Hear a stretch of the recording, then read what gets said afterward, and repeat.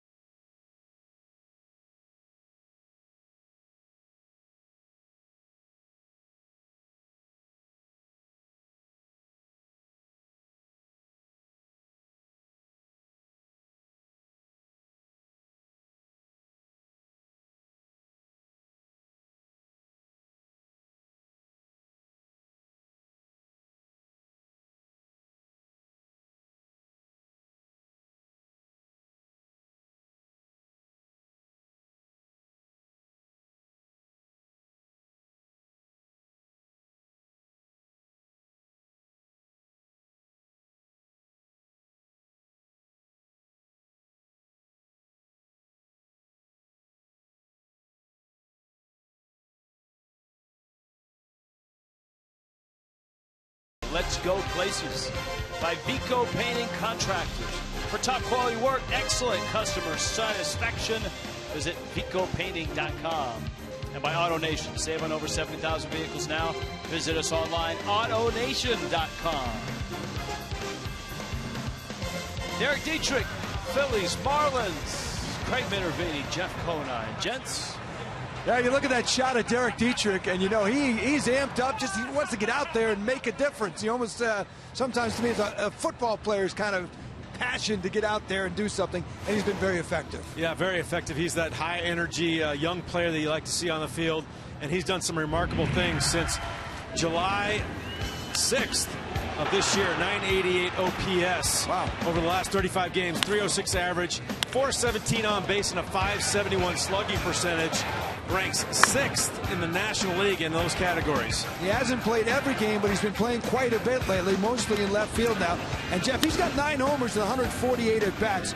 If you extrapolate that out, if you times it by 600 at bats, that's a 36 home run type pace. That's the kind of power he's been showing, albeit 150 at bats this year. Yeah, when they traded for him, they traded Yunel Escobar for the Tampa Bay Rays for Derek Dietrich, who was their second-round pick a few years ago. You see what he's done.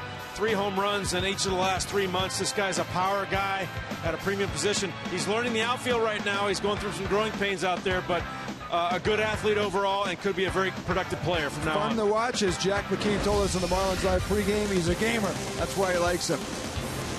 Justin Nicolino, his 5th Major League start, goes after his 3rd win as the Marlins try to take a 2-1 lead in this series. The ballgame coming up next.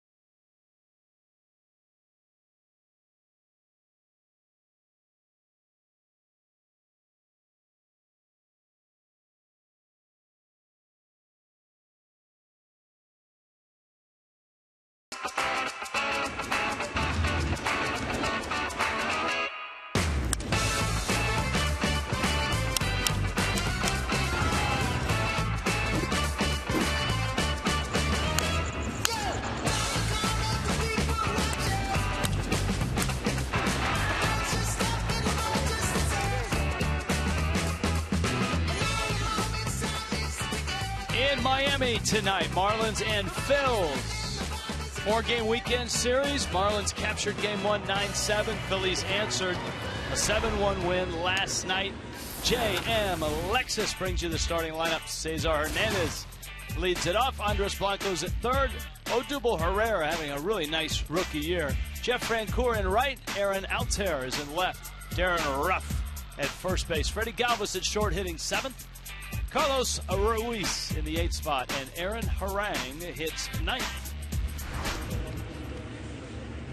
We talked about the young left-hander, Justin Nicolino. The impressive thing in Milwaukee, the fact that I liked his cutter that he used to the right-handed batters, ran the ball in, but he needs the breaking ball as well, needs his changeup. And as he told us start ago, he also needs to keep everything down.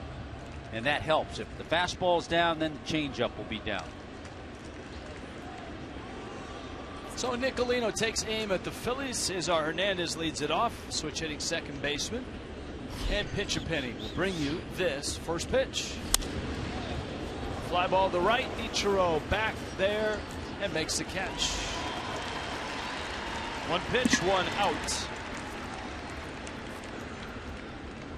We saw this last night from the Phillies. They came out aggressive. They're an aggressive hitting ball club.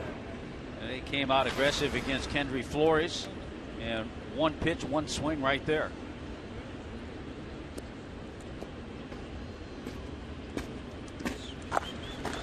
Andres Blanco now. The Phillies have some nice pieces at the top of their order. And Blanco, who doesn't have a lot of at-bats, has posted a .363 on base. Hernandez a .346 on base, and you've got Herrera, who is slugging .429 in the 3 spot. Blanco asking Pat Hoberg, home plate umpire, about that last pitch. Ted Barrett, Angel Hernandez, and Will Little out on the bases tonight. Yeah, these top 3 hitters that Pete Buchanan has used so far in this series, Hernandez, Blanco, and Herrera, have battled. They're aggressive. They can get infield hits. They can get bunt base hits. They can drive balls into gaps. And remember, the Phillies not only have traded away talent this year, but Michael Franco is on the disabled list for the Phils. But every manager in baseball, be it Pete Buchanan, Dan Jennings, Bruce Bochy, are all dealing with injuries.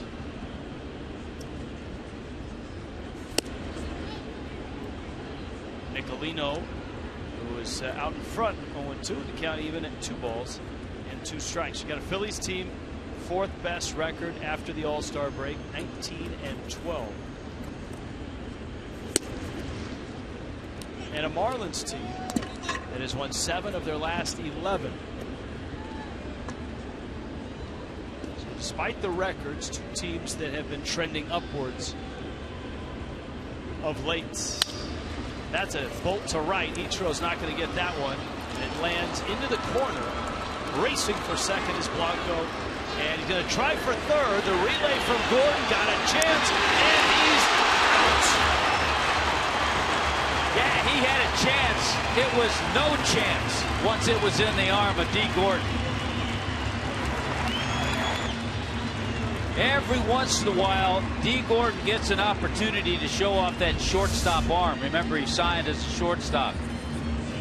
Most of the time, we see balls in the corner, right field corner. A lot of guys end up at third base, but Ichiro plays it well. But the key is that he gets it back to Dee Gordon in plenty of time. Put it down in the book. 9-4-5. A nice out to get. It goes as a double. And here's Odubel Herrera.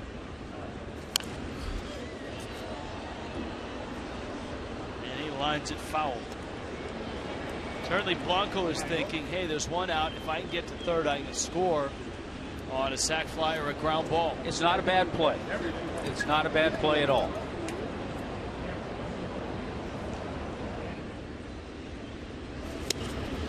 Making the third out there would make it more of a bad play.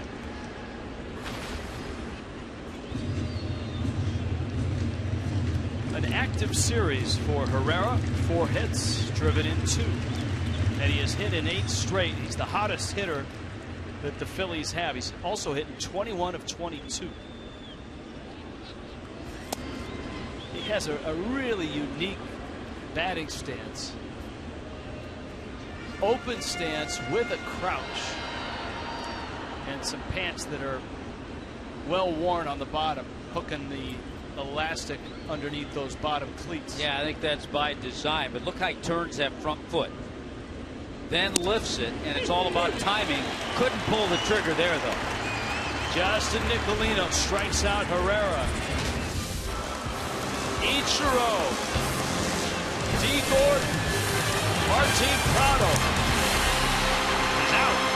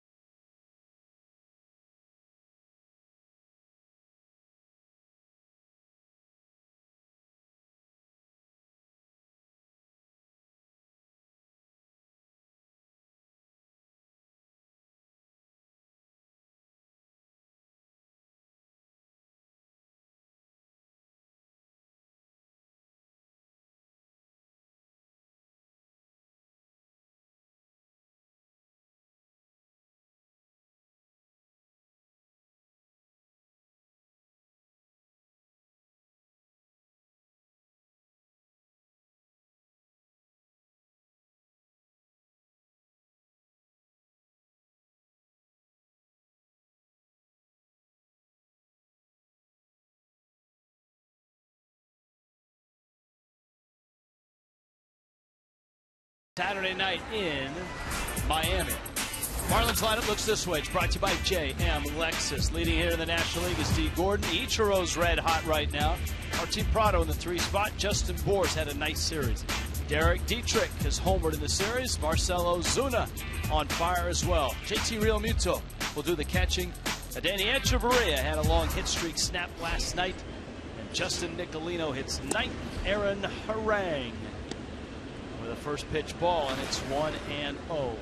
The big tall right-hander, 6'7", 260 is Aaron Harang, but as we've seen him over the year, not overpowering, even though he has that size, but his fastball can get on you a little quicker sometimes. But he has really struggled over his last 10 starts.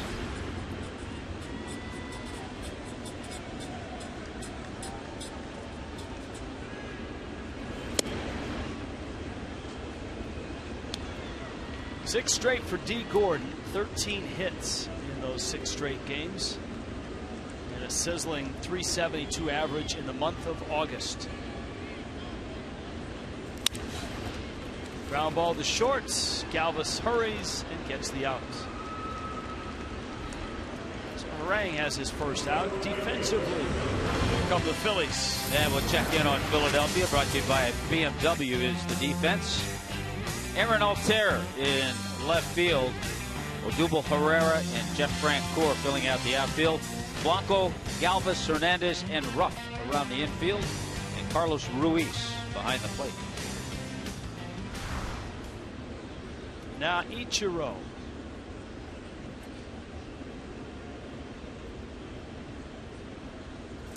Ichiro's on a really nice run right now. His August, a robust .361. 8 of his last 15. And here's a note for you, Tommy Hutton. 29 consecutive plate appearances without a strikeout for Ichiro. That's the longest streak in the major leagues right now. And remember that period where he struggled in July? We saw more strikeouts than we were used to in watching him hit.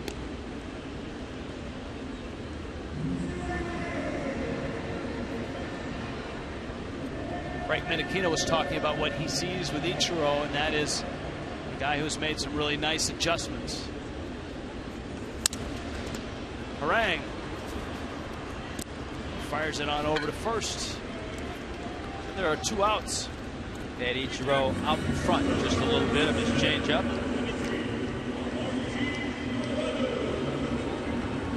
There's Frank Menechino. Said, yeah, Ichiro has had to adjust to what a new league is doing to him. Remember, he was an American League player his entire Major League career. Seattle, the Yankees.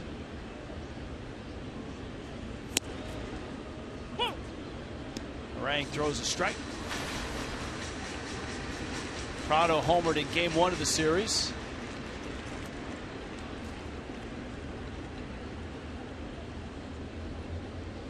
Aaron Harang may be the biggest dart thrower in the big leagues. 6'7", 260.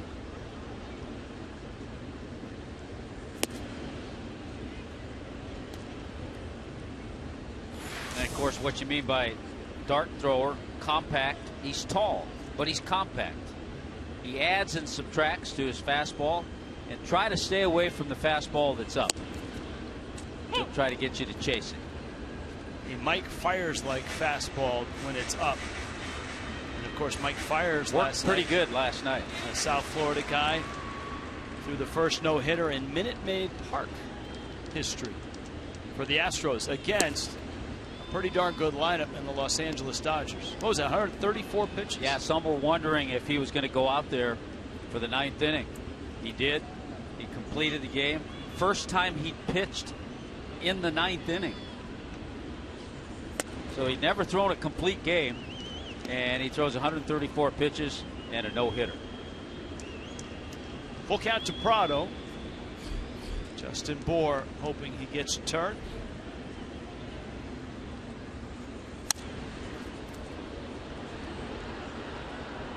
Phillies and Marlins in this 4-game series, trying to put distance between each other.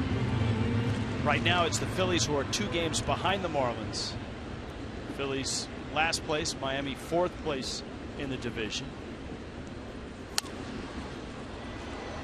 And the Marlins are just 3 games behind Atlanta right now, with Washington 5 back of the Mets.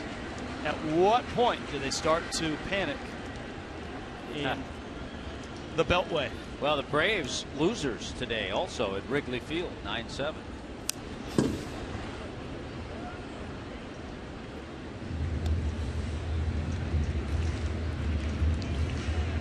Washington just underway with Milwaukee there tonight. Marlins just saw those Brewers, and we'll see them again in early September. There's Jose. Continues his process of getting back with that strain of the bicep. Jared Cozart, by the way, continues his road back. The Marlins are hopeful that both will be in the rotation in early September. And Christian Yelich is looking good in batting practice, taking swings. And you would hope sometime next week, maybe early, maybe late in the week, we see Christian back off the disabled list. I think he's due to come off early in the week. Saw Giancarlo Stanton taking a lot of fly balls and running routes in right field. Prado walks. Here's Bour.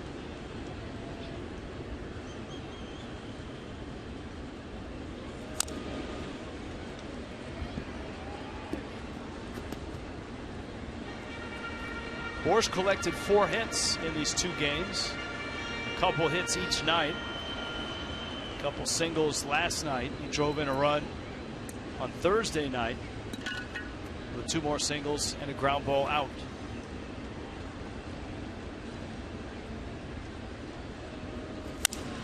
Lines that one by the diving Blanco. And down the line it goes. Prado racing for third. Altair up with it. Bour with a head first belly flop slide into second with a double. When he gets locked in and swings the bat well, I think the infield does him a favor when they put a big shift on. That's a great swing like that there, staying inside and smoking this ball past Blanco, the third baseman, who was way off the line. Tommy, that's the swing that Frank Menechino told us. He told Bohr, now watch this. What's your score on this? 5'8", 5'9"? Yeah, in that range. Frank Menechino told him that swing will keep you in the big leagues. The ability to drive the ball to left field. We know you can hit it out a long way to right, but if you can drive the ball to left field and drive it to center field, you will make a living in the big leagues for a while. Now Dietrich with 2 outs. Whoa.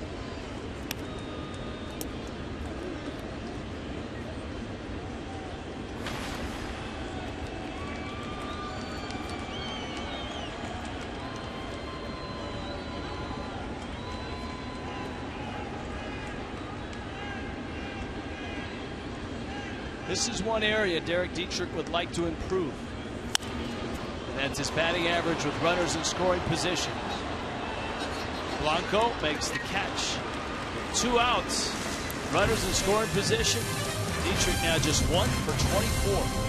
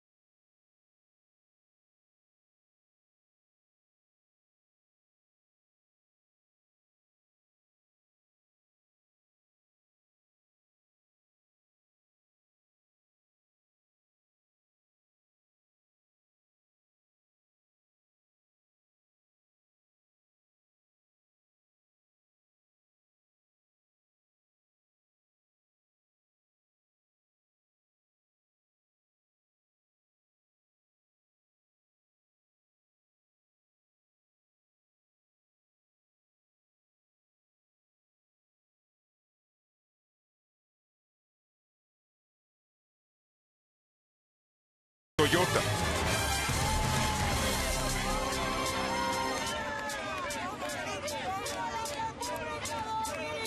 Dominican Republic tonight here at Marlins Park. I know the gentleman in the middle. You do? Yeah, this is Rene Espinal. Nice going, Rene. Looking good. Jeff Francoeur, Aaron Altair, Darren Ruff against Justin Nicolino. Nicolino got a strikeout in the first. Francoeur having a really nice stop in Philly. This guy's always a fun player to watch. He has just a rocket for an arm in right. A big swing.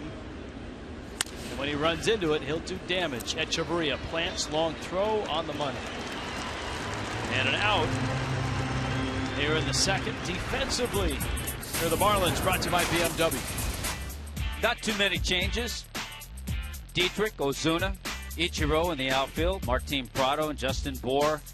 Etch and D. Gordon up the middle. They're fun to watch. JT Real Muto behind the plate.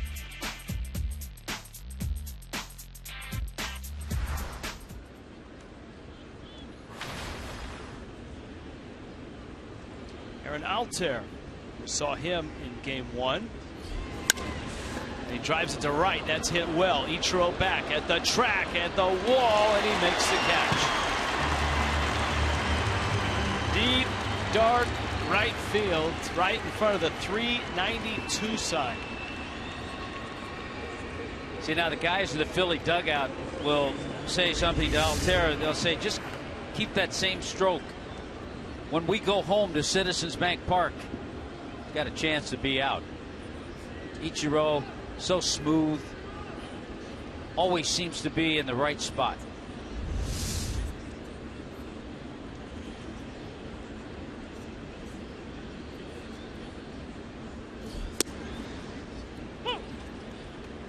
Big first baseman Darren Ruff. Ruff 0 for 3 in this series. Marlins tonight with Cole Gillespie not in the lineup. Remember, he had that ball carom off of his wrist in a diving try last night. He's listed as day-to-day. It was not a good night to be a Marlins left fielder. Everybody okay down there in the camera well? There was a photographer. I think it hit his camera, actually.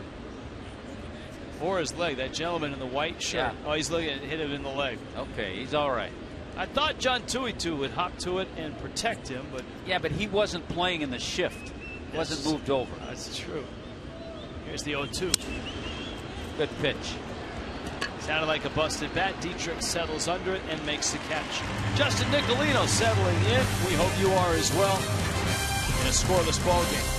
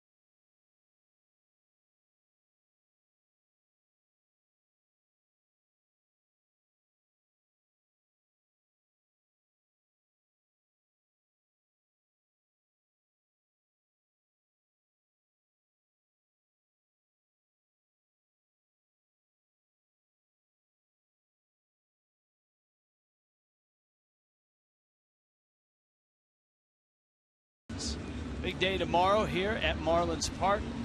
It's Dontrelle Willis and Juan Pierre Day. Fans get a D-Train or JP t-shirt, courtesy of Miccosukee Resort and Gaming.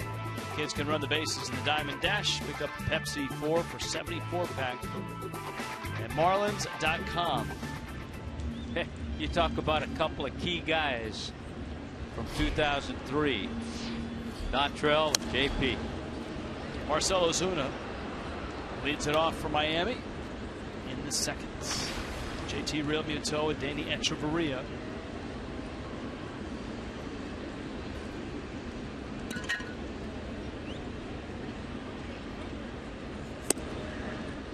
Ozuna had a double off the top of the out-of-town scoreboard in deep left center. A really unique swing. Had to kind of drop the hands inside.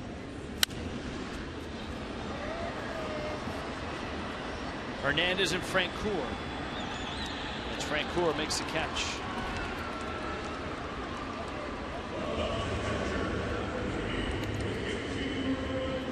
Here's JT Realmuto. Stories around baseball today. What's going on? The Pirates came back to beat the Giants 3-2. Pittsburgh will have a lot of momentum when they arrive here on Monday night for a 4-game series. The Cubs outlasted Atlanta. Cubs are 70-51 now. 9-7, the Cubs beat Atlanta. Controversial home run in that one by Addison Russell. Fan reached over the rope. No controversy in the 2 home runs that Nick Swisher hit, though. One from each side of the plate for the Braves. Cubs getting home runs from Miguel Montero and Jorge Soler. So the fly balls were jumping, which means for Dan Herron, who's a fly ball pitcher who started that game, it was not such a great start. 4 runs in 4 1/3 innings.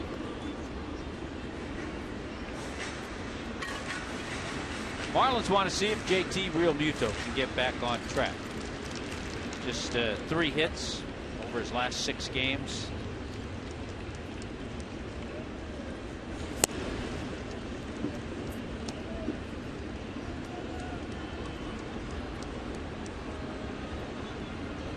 Couple of walks and an 0 for 6 in these 2 games against the Phillies. Swings and misses. We were talking about the struggles of Aaron Harang. No struggles so far tonight. That fastball moved a little bit off the plate. You got JT to chase it. But in his last 10 starts, Aaron Harang's 1-9. He's given up 83 base hits in 54 2/3 innings. And that was after he got off to a pretty good start.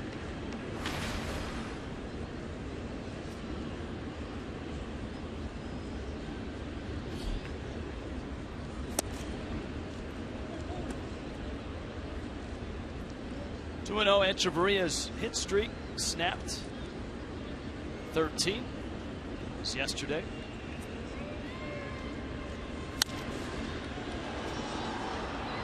Be fun to see the Pirates in here on Monday night for a 4-game series. Couple of notes from that win over the Giants. Starling Marte hit a walk-off homer in the bottom of the 9th. Jung Ho Gung had a 2-homer game. The Gung Show, Tommy. It was out at PNC today. And he hit 2.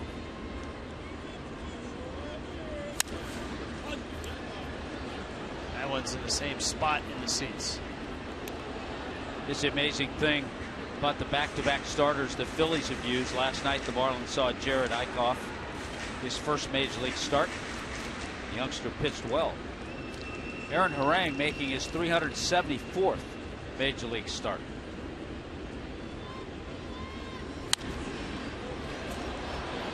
That one's deeper, but still foul. Etches. Everybody in that section right now has an Adeiny Echeverria souvenir.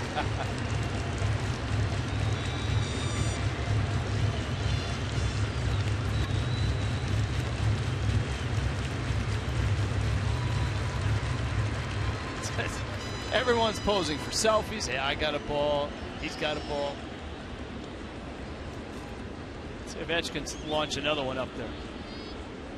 2-2. No, that one is hit hard, but that's foul.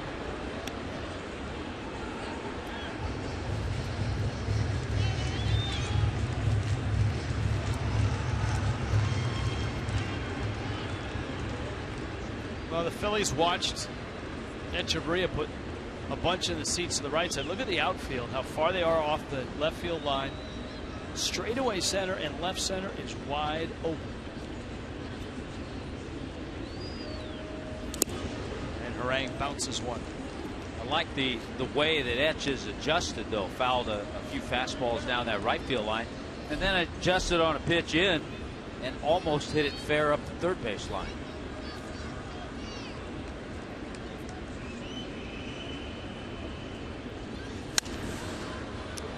Get ready. There's another one. Oh, that one actually kicks over to a different section.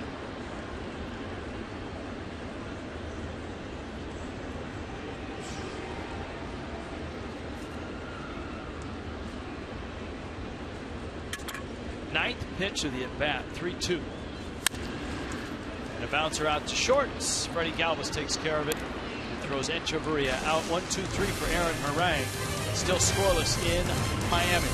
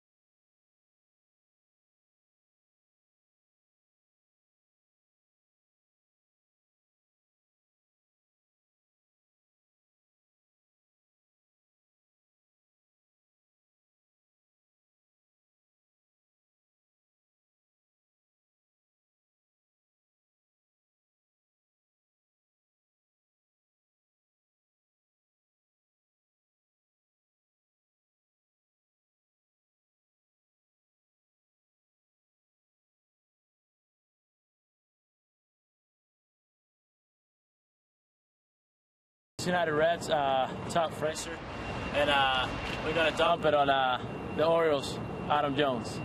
As well, Jose, we're joined by Jocelyn, whose father has ALS, the ALS organization, the neurology department of the University of Miami, and a large fish named Billy. We accept the challenge from the Reds. Thankfully, Rosie Red got me involved in this, and so I'm going to challenge from the Orioles broadcaster, Jim Hunter. You guys ready to do this? I'm in. All right.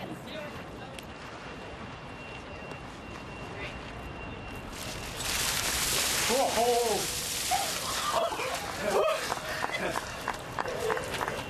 yeah.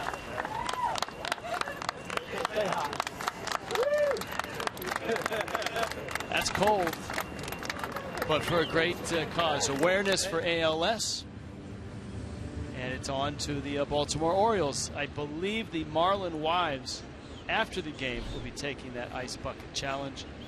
And they will in turn challenge the wives of the Baltimore Orioles. That's a great challenge. It started last year. Made sure you took your phone out of your pocket, didn't you? Yes. Last year, you and I and Allison Williams, who was with us for a long time. I feel the buckets were a little bigger last year, though. They were full Gatorade containers with lots and lots of ice and water. Martin Prado handles that bouncer. And so far, Justin Nicolino has handled things almost through the first part of the order. Carlos Ruiz, number 8 hitter, but a lot of strikes, cutters, changeups, breaking balls. Mets had to place Lucas Duda on the 15-day DL. Back issue. Daniel Murphy probably going to pick up some playing time at first. Yeah, they moved him around. Murphy's played second, he's played third.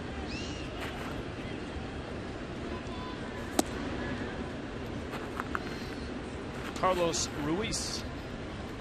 How about the game Yoenis Cespedes had, though, last night for the Mets in Denver?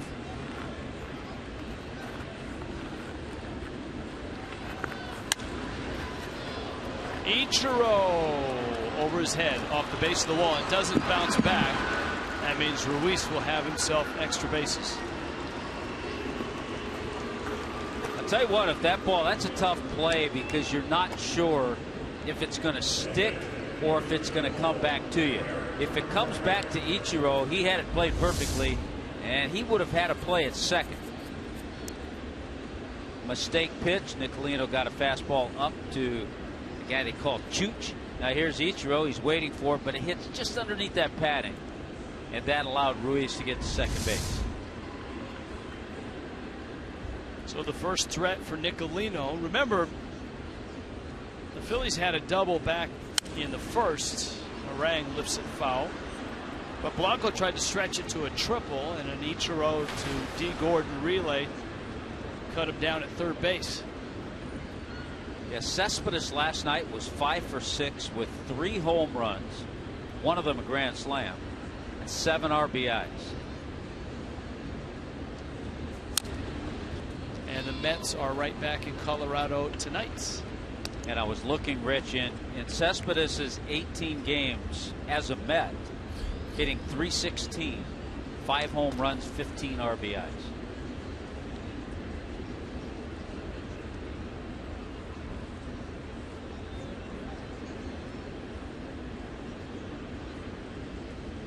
And I'm with you. You mentioned it last night. The Mets may look back when it's all said and done this year at the trade that didn't go through. Yeah, I mean, Carlos Gomez, remember what a downer that was for Met fans when it didn't happen? He didn't pass the physical. Wilmer Flores, his emotional night. And of course, Flores would contribute a couple nights later with a walk-off homer in extra innings. The Mets would end up trading for Cespedes. And as of now, that looks like a brilliant stroke of fortune.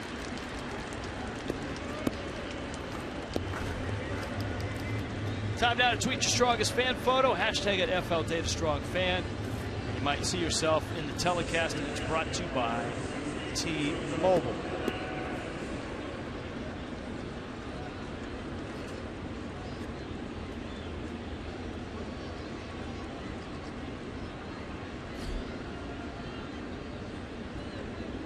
Here is Hernandez.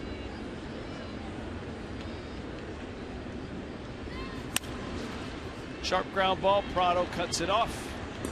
Across the diamond in time. Nicolino will bump in the road, but no runs. Still scoreless.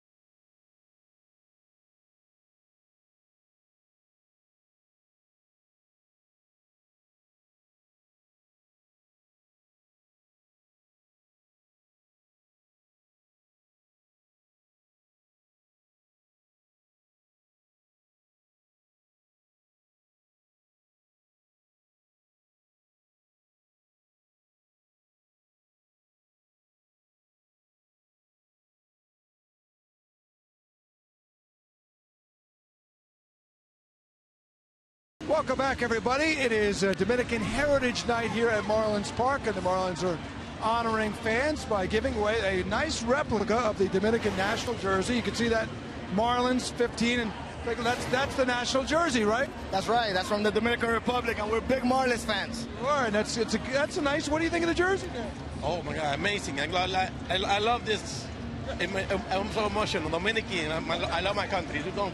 Absolutely, and it's Marlins. It's a second language. You gotta excuse them. Hey, this week too, the Latin American Baseball Hall of Fame is in the Dominican Republic, and this week they had 6 new honorees in their 2015 class, including Pudge Rodriguez, the former Marlin, and Edgar Renteria, the former Marlin as well. Also going into the Latino Hall of Fame, again located in the DR. Sammy Sosa, Orlando El Duque Hernandez, Jesse Orozco of Mets fame from Mexico, and Venezuela's great shortstop Omar Vizquel. What do you think of these uniforms, guys? The jersey looked pretty nice, huh? There it is. Guys?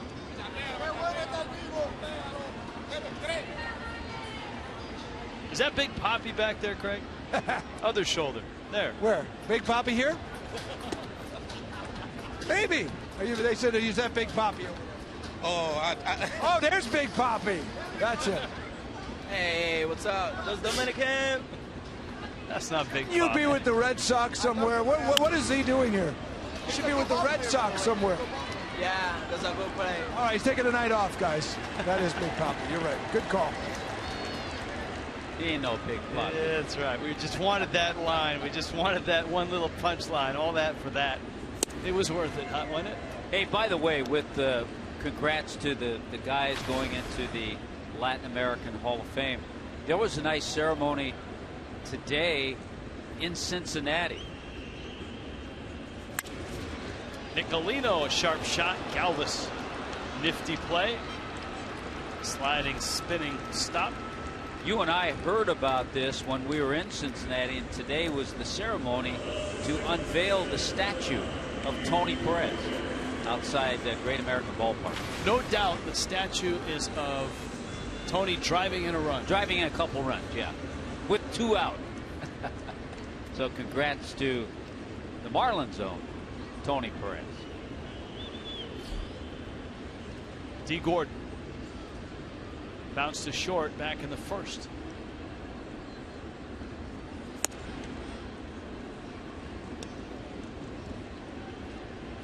During the stretch, 6-game hitting streak for D, 6 consecutive multi-hit games, he's upped his average 11 points. That's hard to do this time of year. At the same time, Paul Goldschmidt was dropping. Although Goldschmidt is homered, a 2-run homer. He's now hitting .327. Yeah, the last 6 games for Goldschmidt, he was just 2 for 25. But you're right, he's homered tonight in his first at bat. Counts 3-0.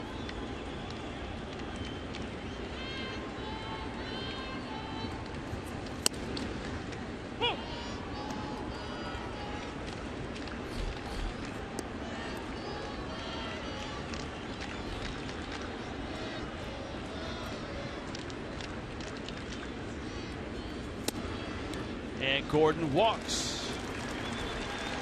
He's starting to walk a little more this last week. Pirates are here. We talked about it on Monday. Gun show and all. All you can eat canned beef, Frank's, peanuts, popcorns, nachos, Pepsis, and Aquafina. Just $30. All first responders with an ID receive complimentary tickets on South Florida Heroes Monday. Presented by Outback. Ichiro bounced back to Harang, who's given up just the Justin Bour double.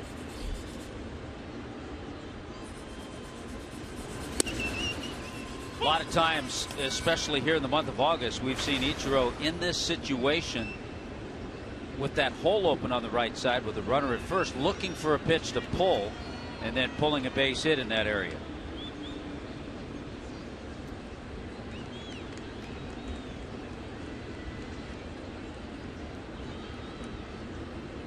Gordon runs, pitches out. Ruiz's throw is high. Gordon on his feet and on his way to third.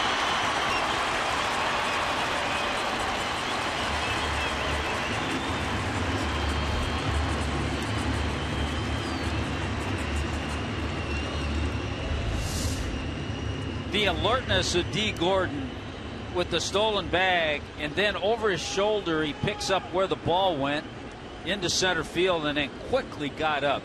You know, a lot of times a catcher, when he sees that runner and runner has good speed, a good jump, he tries to really force that throw. That throw got by everybody. So he is 13 shy of the National League lead. Billy Hamilton on the DL. Ichiro now with a chance to drive in a run. He skips away from that inside pitch. It's 2-1. Infield is back for Ichiro. There are a lot of ways Ichiro can get this run in, and this is a pretty good guy to have up there in this situation.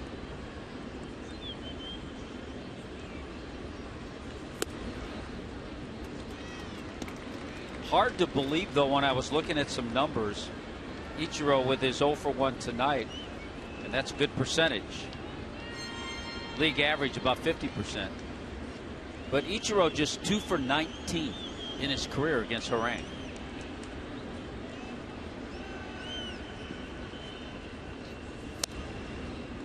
And he walks.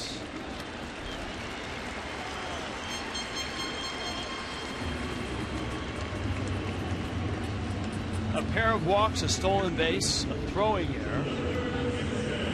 Miami's got him at the corners with Martin Prado coming up. I think you put a little pressure on the Phillies and on Ruiz and on Harang, and don't waste any time to have Ichiro take off.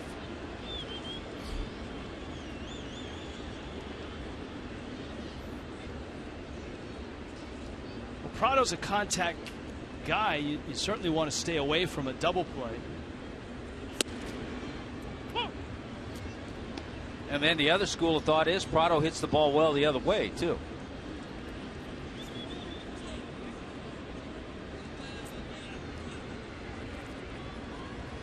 Phillies have been happy with the job Pete Mackanin has done.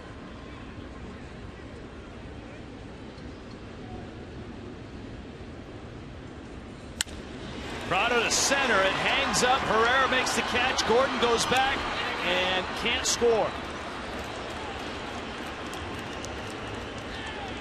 Remember the play earlier this week where Gordon slid into third, popped up, and then raced home. He didn't have time to do it this time. Yeah, I don't know if it really would have mattered if he goes back right away. This is a tough one to do it on.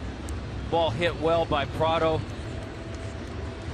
Even if he's standing on the bag, there was so much momentum from Herrera coming to the plate, and he was very shallow as well.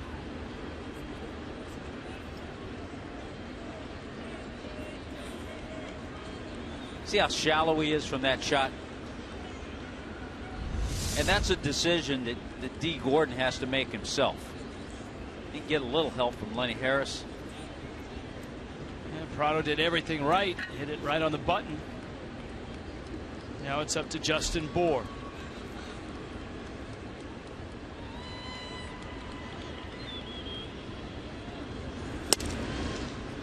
Harang comes in.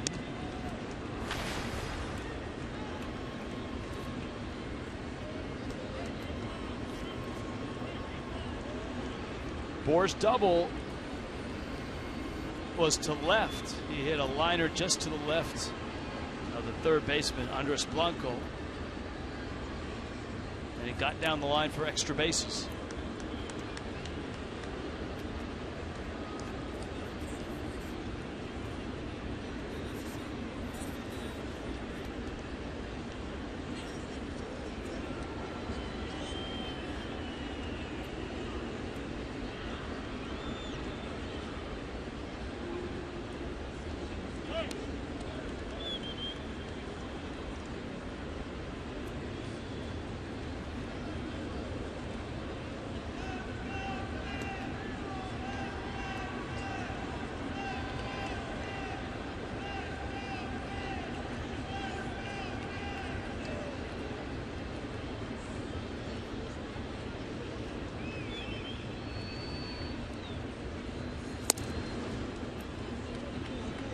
Harang glaring in at Pat Hoberg. Thought that was a strike. It's 2-0.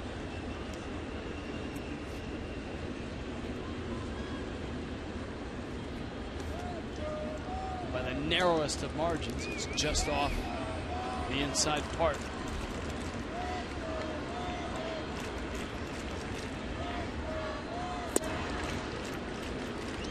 Tries to pick on the outside part. Yeah, it's kind of interesting, and it goes along with the struggles Harang has had lately. 15 of his 21 starts, he's gone 6 or more innings. But he's gone no more than 5 1/3 innings in his last 5 starts.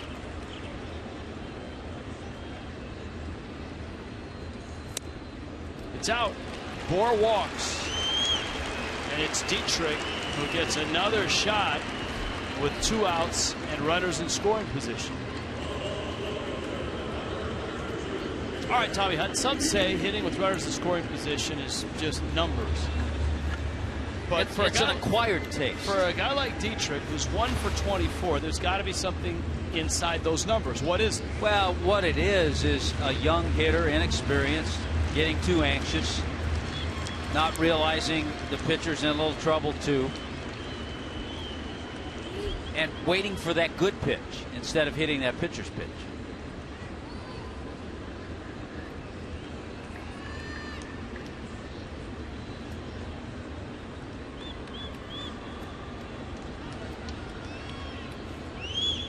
See those numbers.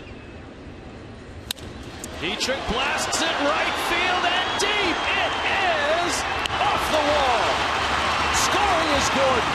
Ichiro scores for Holmes third, and Derek Dietrich puts Miami up 2-0.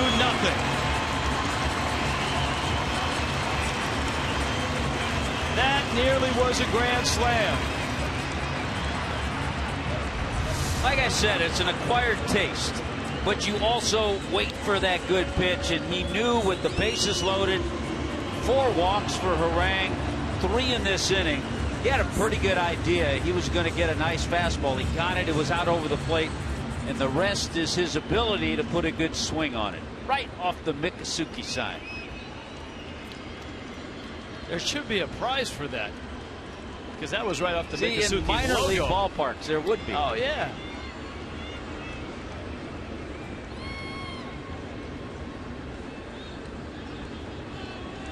Hit the sign and win a suit.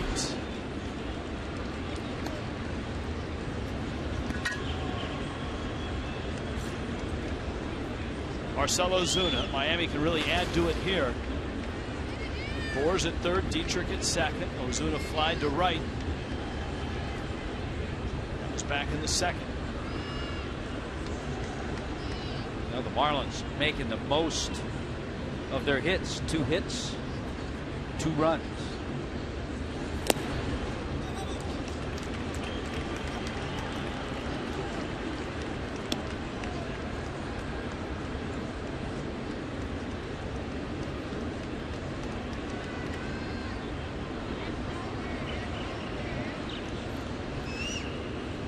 Fox Sports Florida, right here where Marlins fans live. It's good product placement. Ozuna got jammed. That one's going to come down right near the mound. Harang's calling and has to get out of the way. Blanco with a snow cone job finishes the third, but Miami on a big hit by Derek Dietrich has a 2-0 lead.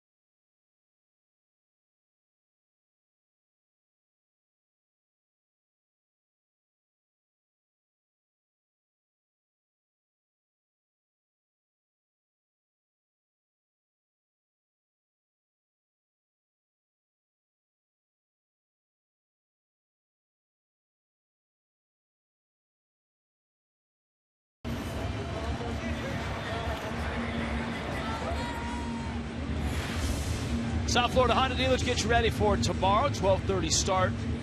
Ball game starts around 1. Craig Minervini, Jeff Conine, Dontrell Willis, and Juan Pierre will be honored here tomorrow. And a good pitching matchup to boot. A chance to see top prospects for the Phillies. Aaron Nola with Adam Conley going for Miami.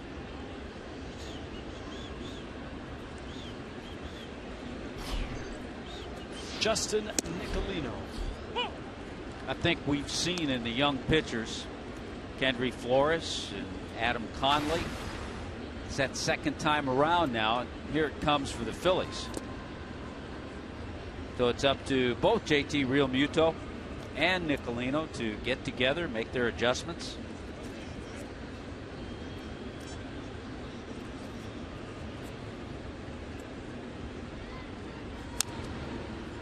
There's a little changeup. It's interesting to watch both Justin Nicolino and Andrew Heaney, whom the Marlins traded in the offseason to the Dodgers, who flipped him to the Angels for Howie Kendrick. Heaney, I believe, is starting tonight. That one fouled back and out of play. He's had a great start with the Angels. Yes, he has. Andrew Heaney, 5-1, 243 earned run average. The Angels were trying to chase down those red-hot Astros, but Houston's got a lot of distance between themselves and the Halos, as some will call them, right now. Houston 3.5 up, 67 and 56. Mike Fiers no-hitter last night. And Houston has 2 runs off of Mr. Greinke tonight. A 2-0 lead in the bottom of the 3rd. Scott Kazmir on the mound. Dodgers still looking for a hit. It's going to be a tough play. Prado just got him. Nicolino made some nice pitches there. Really had Blanco on that front foot. Good breaking ball there to get the little tapper. We saw a changeup earlier in the count. That was something we didn't see from Conley in Milwaukee. He got all those strikeouts with the fastball, never was able to establish the good changeup. You know, it's also fun to watch a young pitcher like Nicolino make a few starts in the big leagues and then make comments. Nice curveball there. About what he's not doing correctly. And say, I remember him specifically 2 weeks ago talking about, I've got to have the ball down. I've got to be able to throw strikes and locate low in the zone. We saw that happen in Milwaukee. Gordon backhands. Whoa, what a play. Got him. D. Gordon. He's having a Gold Glove year at second base. This is a play that the Phillies certainly will look at.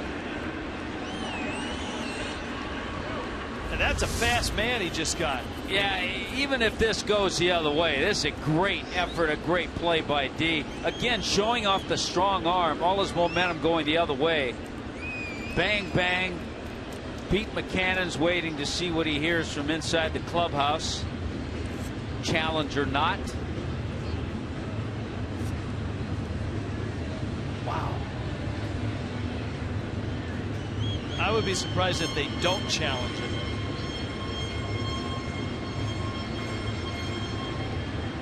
I think he's safe. I think he's safe. And they're not challenging it. That's amazing. Wow. And that Philly fan is still in shock. First over the call. Back of the glove. I think this will tell all.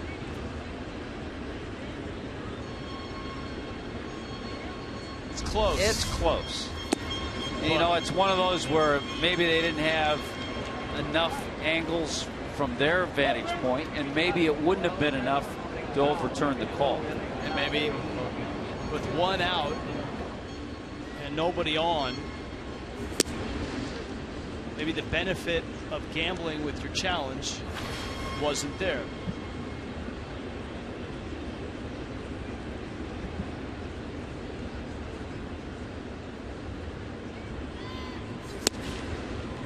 think that's the nuance of the replay system going into last year when it was new, that nobody really,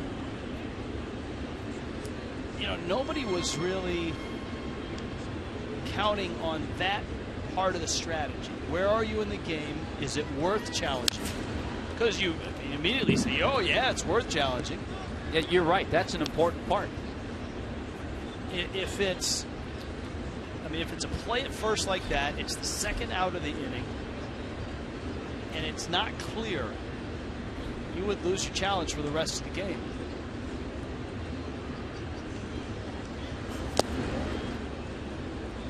Last time up for Frank Gore, you were talking about the kind of career he's had. He started to fade, and people thought his career was over. He's kind of had a renaissance year here with Philadelphia, but he had back-to-back years, 06, 07, where he had over 100 RBIs. Good inning by Justin Nicolino. Frank Gore strikes out. A gem of a play by D. Gordon. And Miami right now with a 2-0 lead.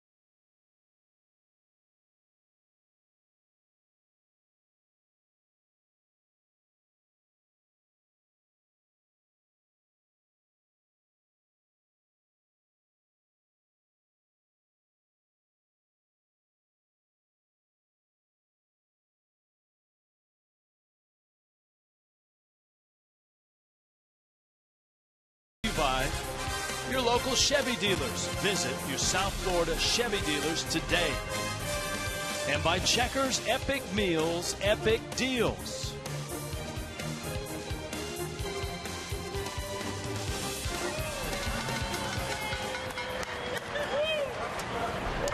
Well, come on, let's strike up the band.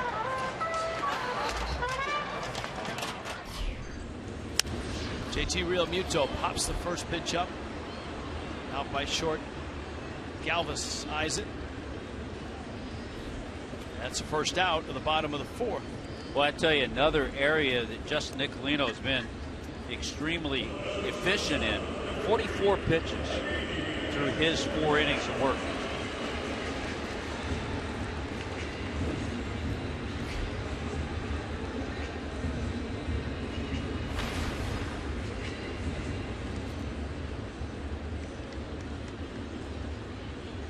Chavarria had a long at bat, a 9-pitch at bat back in the second. He bounced to short to end it.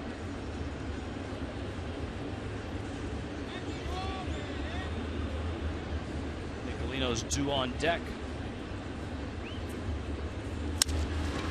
Another bouncer to short. Galvis, slick fielding shortstop. And 2 outs. Here comes Nicolino. They used to tell us that in Philadelphia, Rich, that Freddie Galvis was going to take over for Jimmy Rollins. I think in Galvis's case, it took a little longer than he had hoped, but he is their shortstop. The bat took a little longer than they had hoped. Galvis this year has been around that 270, 280 mark most of the year. Nicolino bounced to short his only time up.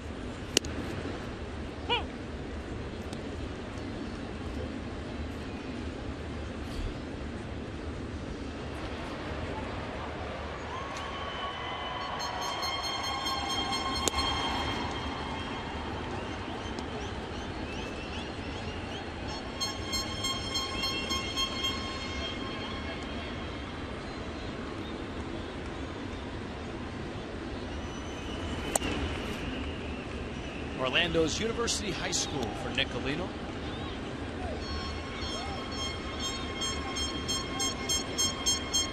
Second round pick by the Toronto Blue Jays. Over the middle. And Hernandez. It's a 7-pitch inning for Aaron Harang. 2-0 Miami.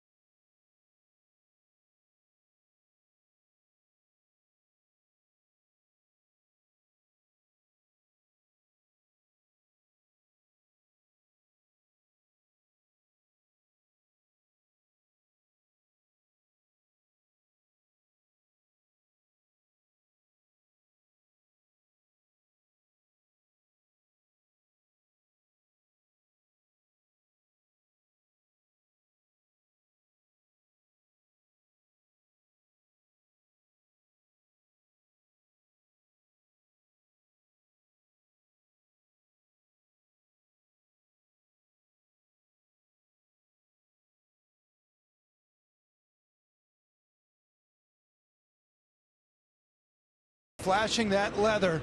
Perry Hill told me the first few days of spring training he was a little concerned, but he said Dee Gordon has improved as much as any player that he's ever worked with, perhaps number one. Told me that today, and that's in a short period of time. He's been outstanding defensively. Look at that great play he made earlier. Maybe replay would have overturned it. And you look at the numbers for the Gold Glove chase. Panik and Owings don't nearly have as many of assists or putouts as you see. DJ LeMahieu is not only having a great defensive season, 90 double plays, but also hitting .316. That doesn't hurt him. And Howie Kendrick has been out lately, but also an outstanding defensive season. Now, one thing Perry Hill told me today was he likes the way Dee Gordon is learning to read swings. If he sees a guy, for example, pull the ball 2-3 times in a row, he'll adjust himself and move over to the hole a little more, or vice versa up towards second. It's all that sort of self-coaching he's done out there that helps him be in good position and make up for anything else beyond his very good range that we've already seen. It gives him seemingly an area to cover all over the field. He's been great, guys. Yeah, he has. And in a year where a lot has not gone right for the Marlins, as we've noted, every night that Dee Gordon puts that uniform on, it's energy, it's enthusiasm, and it's usually a couple hits. When a lot doesn't go right for a ball club, the hardest part is to do what Dee Gordon, Echeverria, Dietrich does it, and just about everybody out there on a night in, night out basis plays the game hard, and that's something you can always do regardless of the outcome.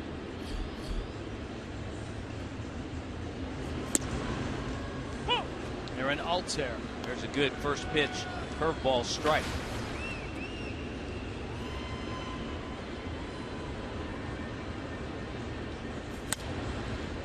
Quickly out in front, 0-2 is Justin Nicolino.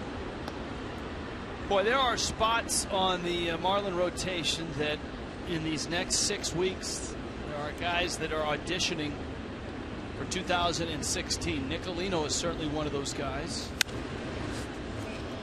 To right, long run. Ichiro got it! 41, and he can still run him down. First base umpire Ted Barrett ruled that a fair ball too, so that would have been a lot of trouble. Ichiro, a long way to go, and then he had to make up his mind and make a decision. How do I catch it? Do I go into a slide? Do I dive? Do I stay on my feet? He stays right there and made the play.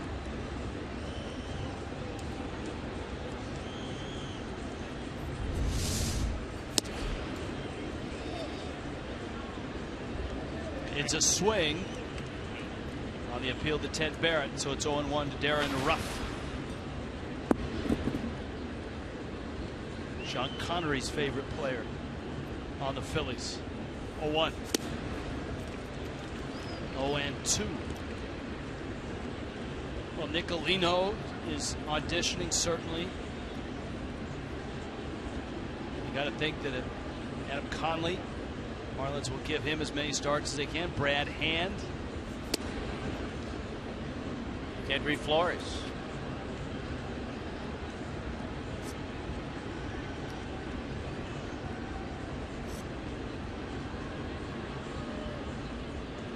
Brad will get a start in that Pittsburgh series. Ruff swings and misses. This is as good as Nicolino has worked, moving the ball all around. Half Price Tuesdays with the Miami Heralds coming up on Tuesday. Pirates and Marlins. This could be a fun series. You're going to see a really, really good Pittsburgh team in here. Half price Lexus Legends Platinum tickets. Great discounts on other tickets, several other categories. Marlins.com, the place to go. And just in time, I think they activated him a few days ago. Jay Hay. Josh Harrison. Josh Harrison, who can play all over the place.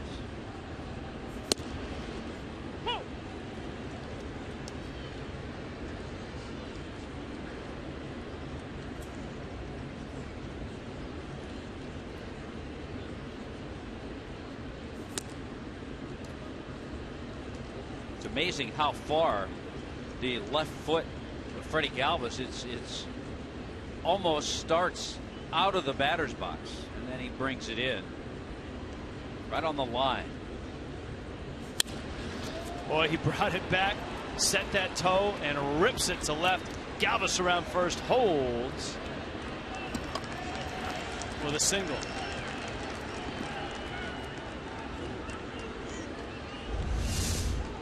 It's all about timing. That was timed perfectly. It's also timed well in left field. Dietrich got over that ball in a hurry to hold Galvis to a single.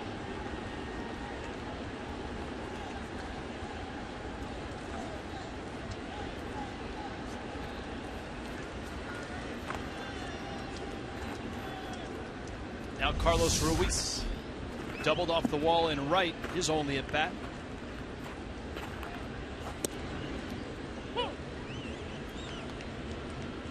Nicolino's year in New Orleans, an ERA of 3.5.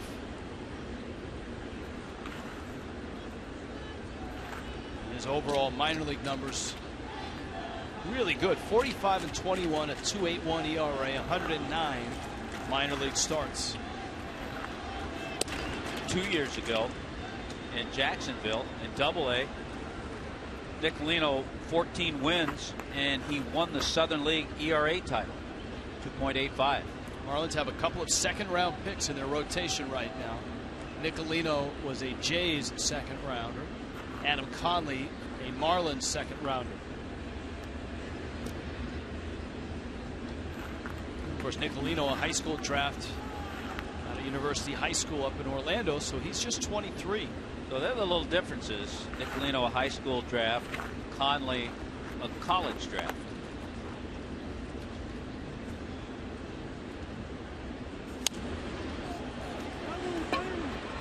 Justin Bohr. Justin Nicolino. Outstanding tonight with a 2-0 lead.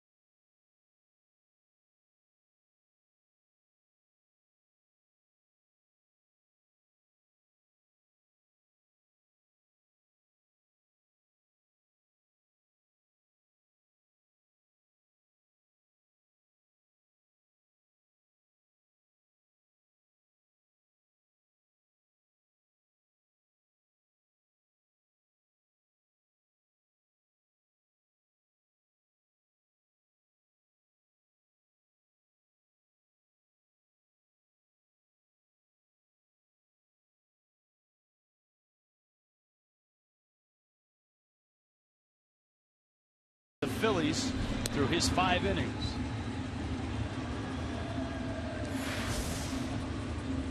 It is Geico time.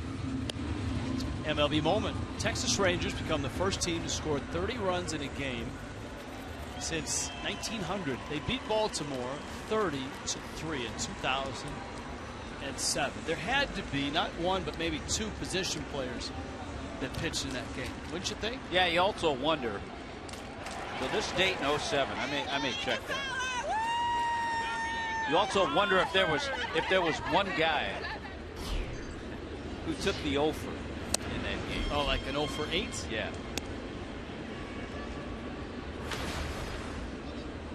Here is D. Gordon. Gordon has walked and bounced out.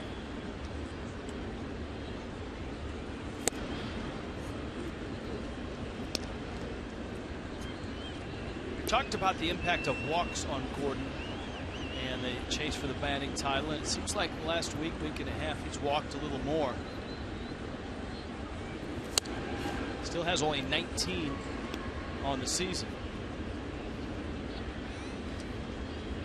But his on-base percentage right around 365. With his speed, that's more than enough.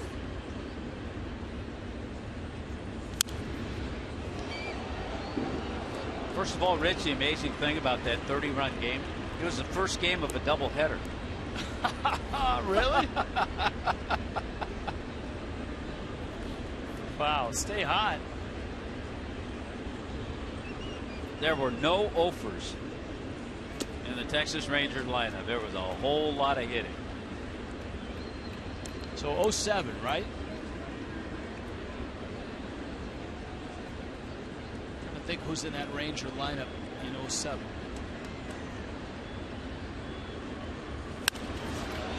Center field, that's well hit. Herrera back, looking up, and he reaches and makes the catch.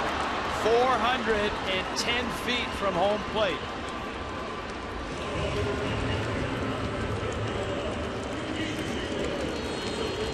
That's a nice job by Cesar Herrera, or excuse me, Odubel Herrera. Just a great tracking, got a good jump on a ball that was hit a long way. For a moment you thought it might get over his head, but just before he got to the wall, Odubel Herrera with a nice play, robbing D. Gordon. It's one thing you rarely see out in center field in this ballpark, and that is a play at the wall. Because an outfielder really doesn't have enough time to get back there. It's that deep.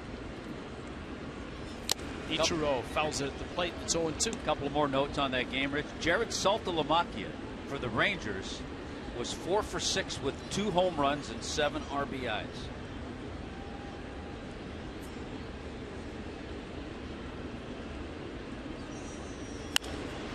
Ichiro lifts it, fouling out of play. All right, any position players pitch in that?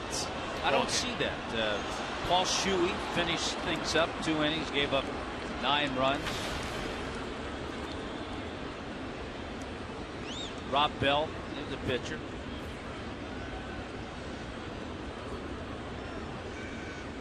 No position players pitched. It disappoints me greatly.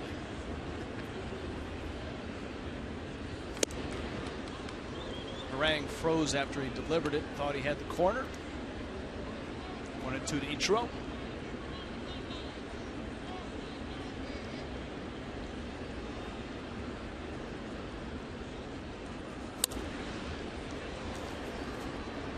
Soft ground ball, Hernandez handles.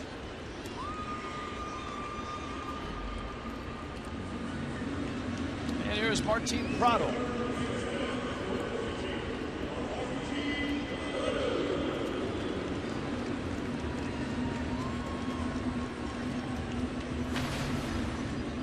The Nationals are trying to break out of their skid. They've got a 4-0 lead over Milwaukee in the bottom of the 4th. Now it's 5-0. Michael Taylor is homered again. He's starting to blossom. Fort Lauderdale kid.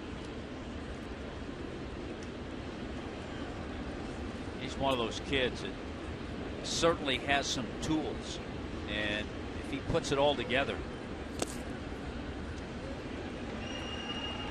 Jason Worth is hitting leadoff for the Nationals.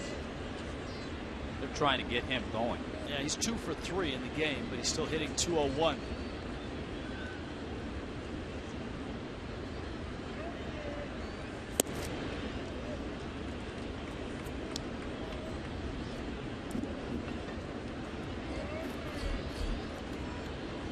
Boar's on deck, 2-1.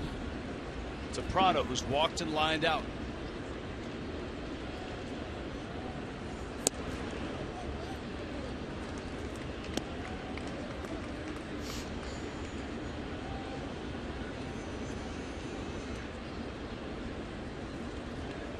Four walks for Aaron Harang.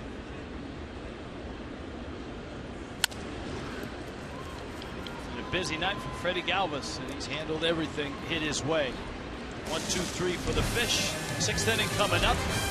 2-0 Miami.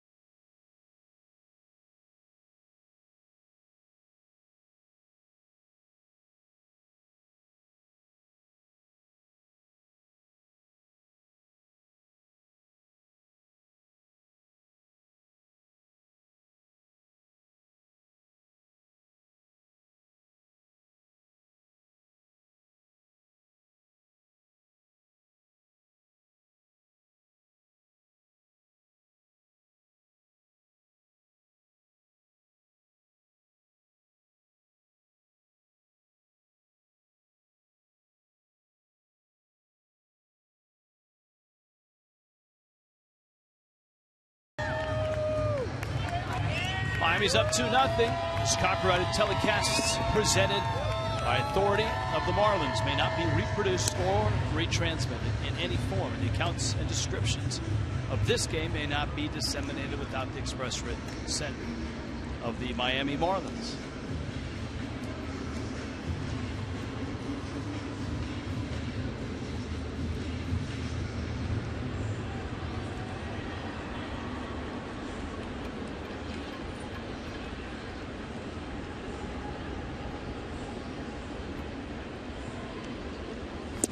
Nicolino to Harang.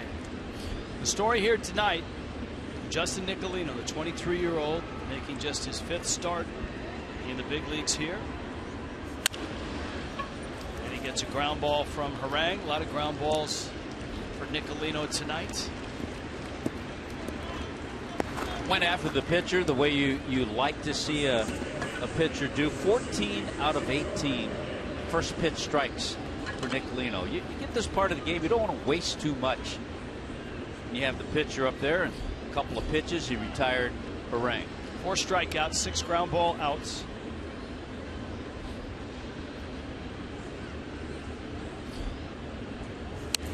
Hernandez bunt is back behind Real Muto.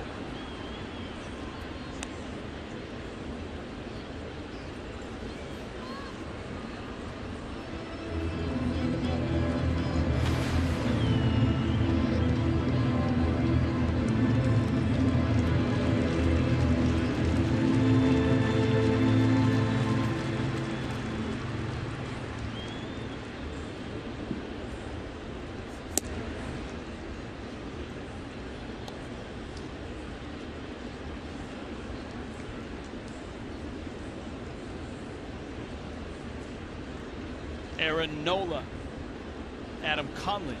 The matchup tomorrow.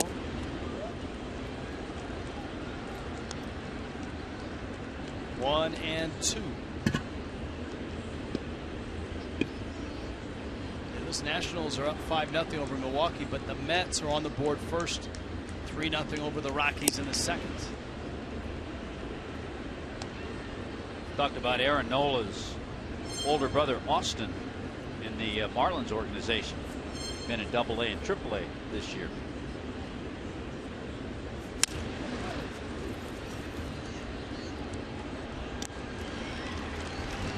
Prado throws out. Cesar Hernandez. That Pirate Series ends on Thursday. It's a Thursday night. Seniors 55 and older can get free tickets on Senior Free Ticket Thursdays, presented by Wellmax Medical Centers. You can visit your local South Florida Subway restaurant. Get a coupon for a $5 ticket. Go to Marlins.com for more info.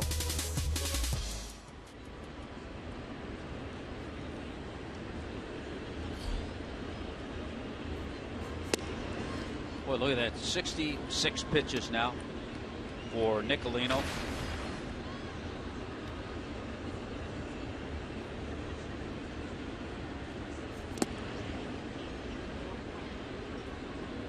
Really appears to have a nice rhythm going. There's the pitch count by inning.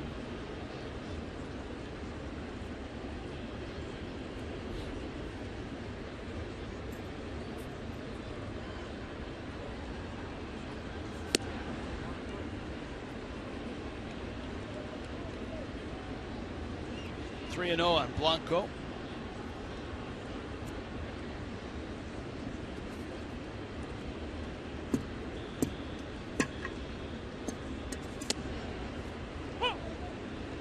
That cuts onto the inside corner.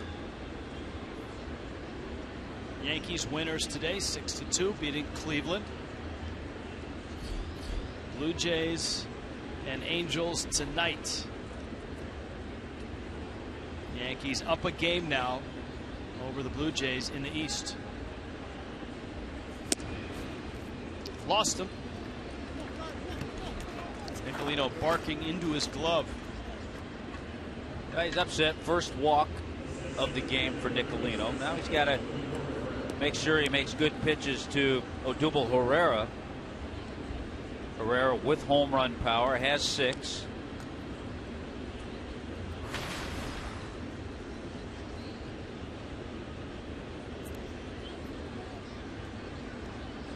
And you got the tough righty, Jeff Francoeur, on deck.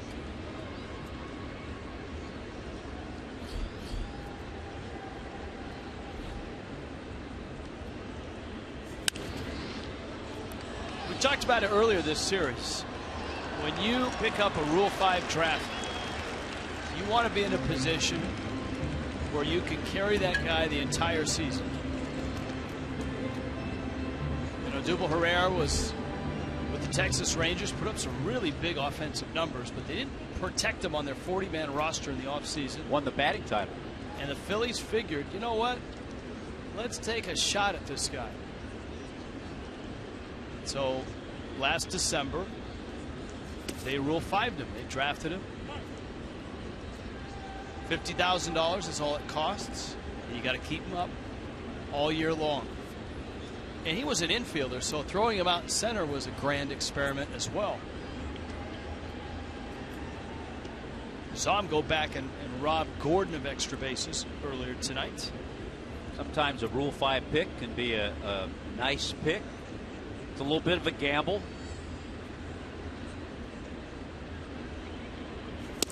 Marlins were in that same position in 2006. Dan Uggla turned out all right. Yes. But you're right. We've both seen many Rule 5 picks. Boy, you get to the end of spring training and they just have to be offered back to that previous club. Especially if that team is going to contend.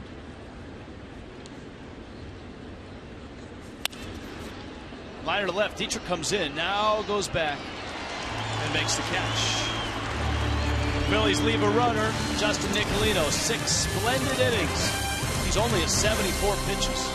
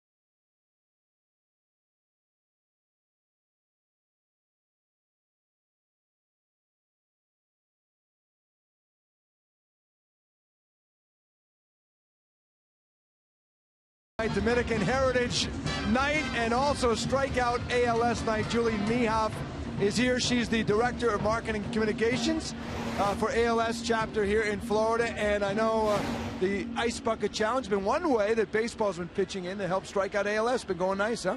Yes, it's been awesome. Every August until a cure, and MLB has had all of the teams participating. We took the plunge with Jose Fernandez today on the field, and so hopefully you all got to see that. If not, it'll be on our Facebook page.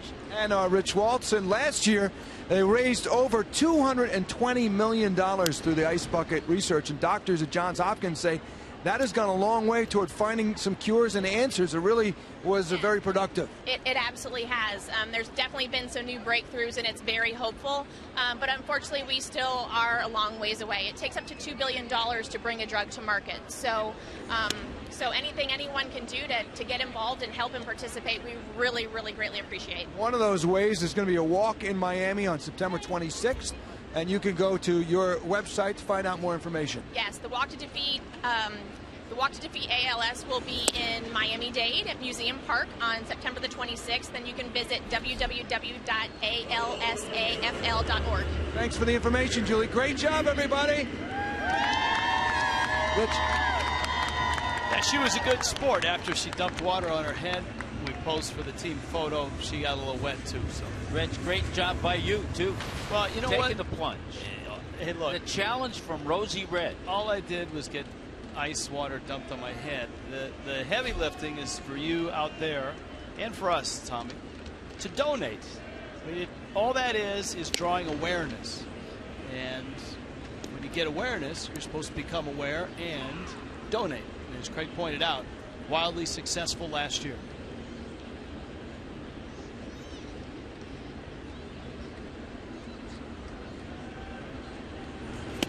Dietrich takes up. It's 2-0. Our Toyota trend tonight. Marlins Park, homers by lefties. Look who is atop this list. Derek Dietrich and Garrett Jones. And Dietrich with a lot fewer at bats than Garrett Jones.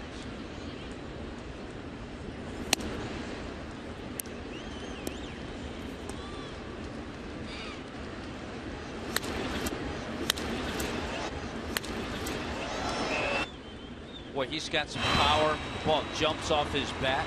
You watch Derek take batting practice. It's fun to watch. By the way, ALS.org is the site. If you log on to that site, there's a little red button up in the right corner that says donate. It's very easy. In fact, I think I will do that this next half inning. Dietrich swings and misses. It's 3-2. There's an example of what we told you early on in the scouting report for Harang. Adds and subtracts just enough.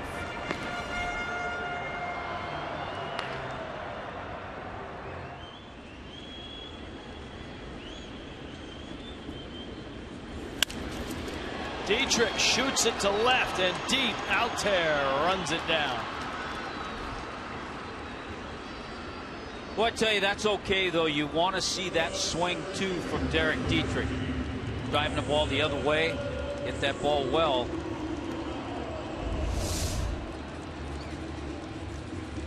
Lets this ball get to him. Stays on it.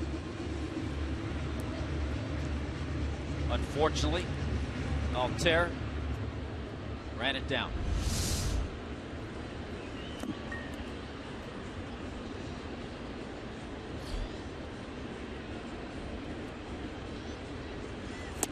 Ozuna could not check his swing.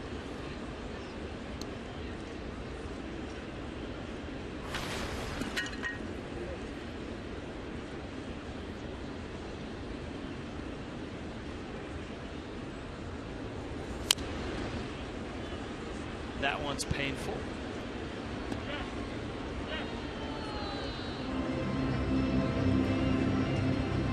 If you notice, minimal play-by-play right now because I'm donating. I got to fill out. You are efforting. I am. I got to fill out the address. You've got to get the address. You've got to get the credit card number. I got credit card in there. The CVS code. And I go to Walgreens too, so I don't understand that.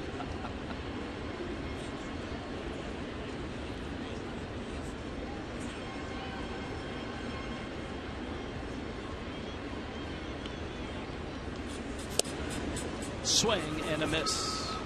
Miami done in order in the 6th. Full donation when we return. It's 2-0 Marlins.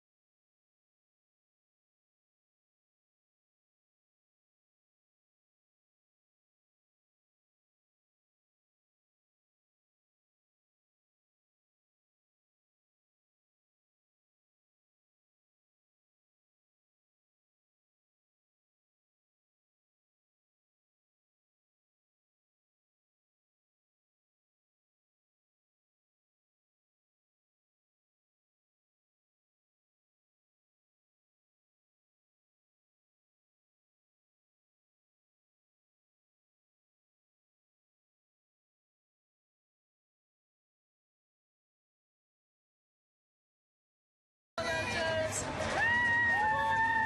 go! 2-0 Miami on top. College football returns to Fox and Fox Sports 1 Thursday, September 3rd.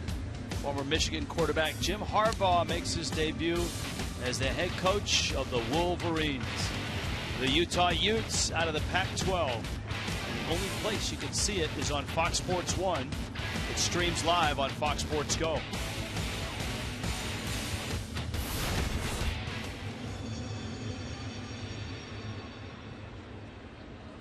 Boy, Justin Nicolino continues on 74 pitches as he starts the 7th inning. A lot of first pitch strikes, a lot of mixing things up. Change up, fastball away there, tails it away. He's cut the fastball, used the curveball. Everything has worked tonight. Change up. Wow, and a good one, Frank Coor. 0 for 2, swung through that one. It's 1-1. And remember, his last start, he didn't quite get through 7 innings, 6 2/3. Dietrich's still learning out there. You can see the feet always in motion on it. It's a work in progress. When you learn to play a new position in the major leagues, it is not easy. It is not at all. I mean, it's tough enough learning it in the minor leagues.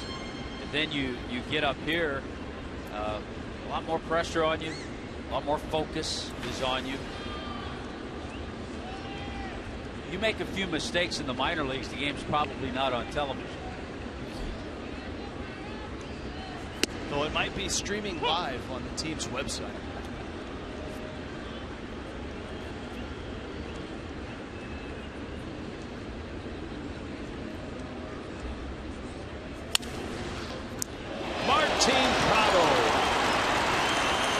Two quick outs. All right, it was in hard, but Prado was right there for it.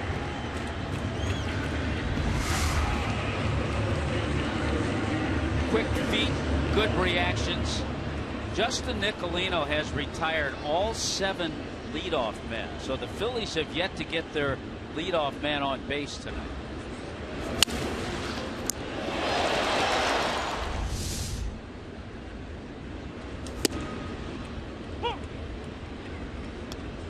Right around 90, 91, not overpowering.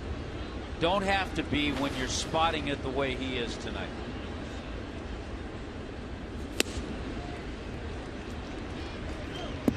A 2-run double by Derek Dietrich in the bottom of the 3rd.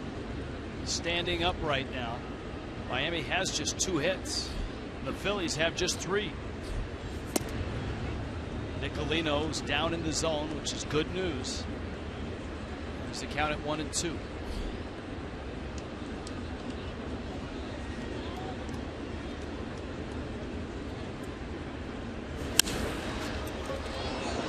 That one foul. And see if he goes away from the fastball. He's throwing a lot of fastballs to Rupp. That time he was on it. Had a good swing. If he goes changeup or curveball to him.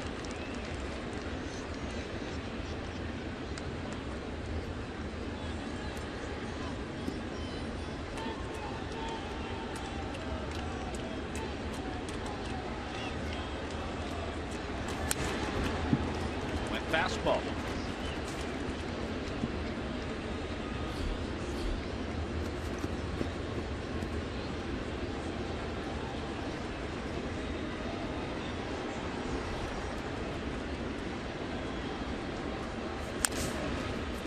Change up. Good battle.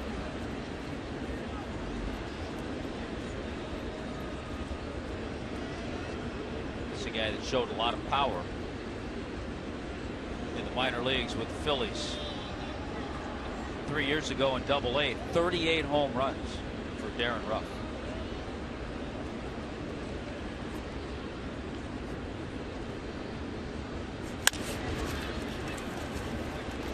Echeverria. Justin Nicolino glides to the 7th. 86 pitches in. 2-0 Miami.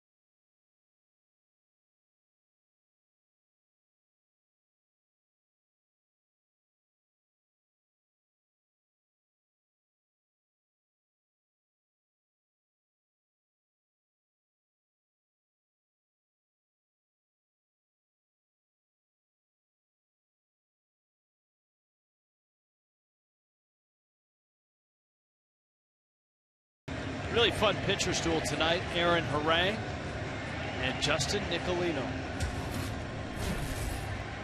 Cold Hard Facts brought to you by Clean, Crisp, Coors Light. August hitting. Marlins at 279. We told you about the Phillies and their great second half performance. Pittsburgh's coming in here on Monday. JT Real Muto.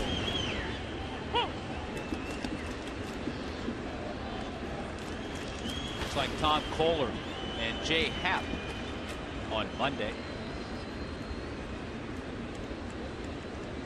Jay Happ, of course, a former Philly.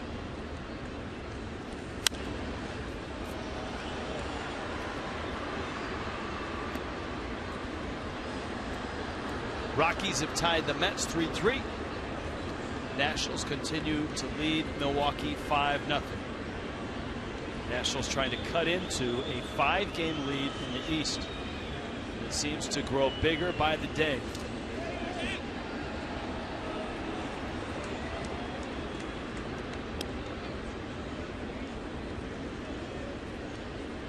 certainly hope Justin Nicolino gets one more inning. He's at 86 pitches. The last 2 innings he's thrown have been 1, 2, 3 innings. And I say that knowing that he's due up third.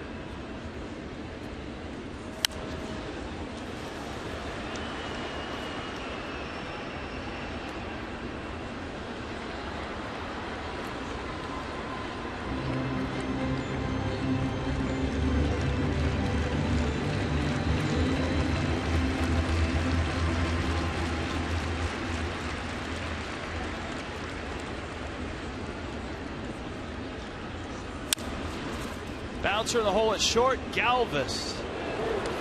That's a heck of a pick at first by Ruff. Freddie Galvis has been all over the place in this series. Well, that's a great play on both ends. Yeah, Galvis has gone to his left and to his right. And it's a harder call, probably a harder challenge too, on a ball that's picked that way. But it certainly looked like Ruff picked it back to the glove just ahead of time.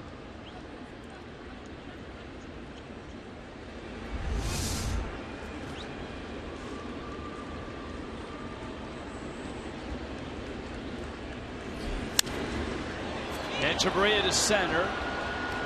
Odubel Herrera. And he makes the catch. Meanwhile, Aaron Harang over 100 pitches, but he looks sharp. This is probably as good a game Aaron Harang has had over his last 10 starts. He's retired 12 in a row. Talked about how he had struggled tremendously. 83 hits in 54 innings coming into this game. ERA over 8.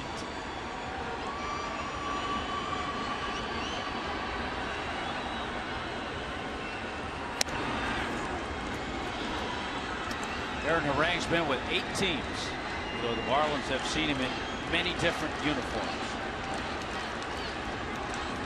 And that lack of run support showing up here tonight.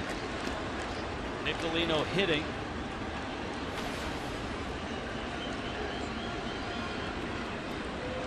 Phillies pen is ready if Harang should falter. Sprayed to third. Blanco loads up and bounces another one. Ruff with another clean pick. 2-0 Miami.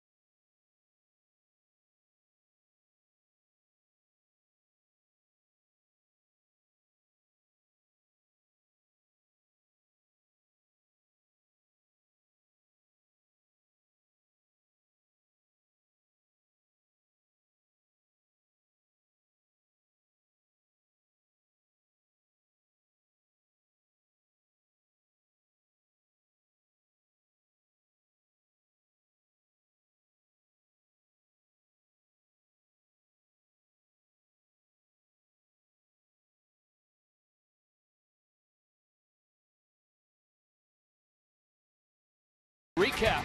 Well, things started in the third inning. A walk to D. Gordon. He would pick up a stolen base, move over to third on the throwing error by Carlos Ruiz. Marlins got another walk in the inning. Ichiro drew that one. That set the stage for Derek Dietrich. Bases were loaded. Boy, he ripped one off the Mickasuki side. 2 base hit, 2 RBIs. Marlins had a 2-0 lead. Then they just said, Justin Nicolino, it's all yours. He's mixed it up. He has not allowed a leadoff man to reach base in 7 innings. He's thrown good changeups. He's gotten ahead. A lot of first pitch strikes. Justin Nicolino has been tremendous tonight. There's your line score. Just 5 hits in the ball game. And you see the strike to ball ratio. 60 out of 86 pitches. Strikes for Nicolino. Dietrich's 2-run double in the 3rd nearly was a grand slam. It hit about 3/4 of the way up on the wall at about 400 and 405 feet from home plate. Aaron Harang, super. You noted Thomas as well as he's thrown in a while since early in the season. Harang right now, 7 innings, 2 runs on just 2 hits and 110 pitches for the big man from San Diego State. He knows he's done for the night. He's due up 3rd. Pete McCannon will certainly pinch hit for him. Just in case, you've got Brian Morris and Mike Dunn. Bottom 3rd of the order, Galvis, Ruiz, and a pinch hitter. Galvis running up to bunt. Galvis hit a ball pretty hard back in the 5th inning for a single. Came into the game hitting over 330 against lefties.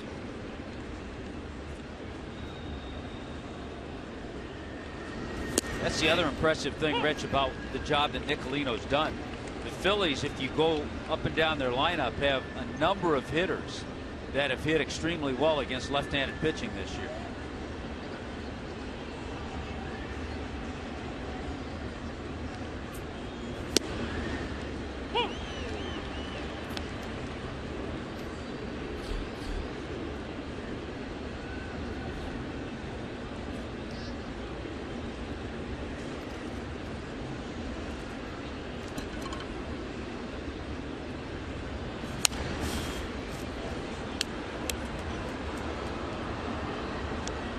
Interesting. You've seen some long faces on Philly fans.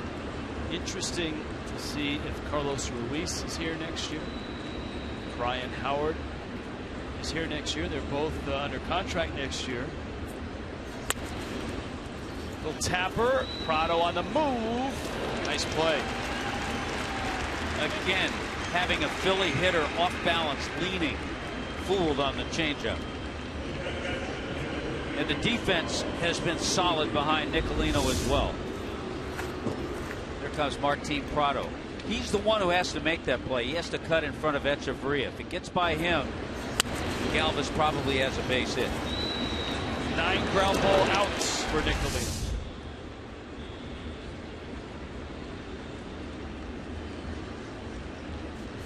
And in all 8 innings, Nicolino retired the first batter.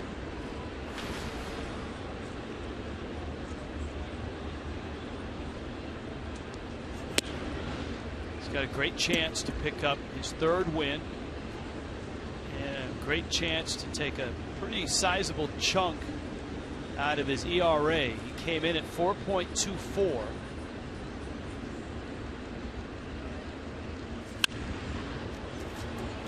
He's done that a lot tonight too.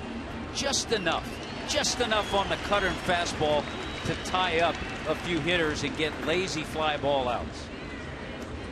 One more out, and Justin Nicolino will be just the 4th Marlin pitcher this year to go 8 innings. David Phelps did it against the Rockies. Dan Herron did it against the Diamondbacks. And Jared Kozart did it in April against the Mets.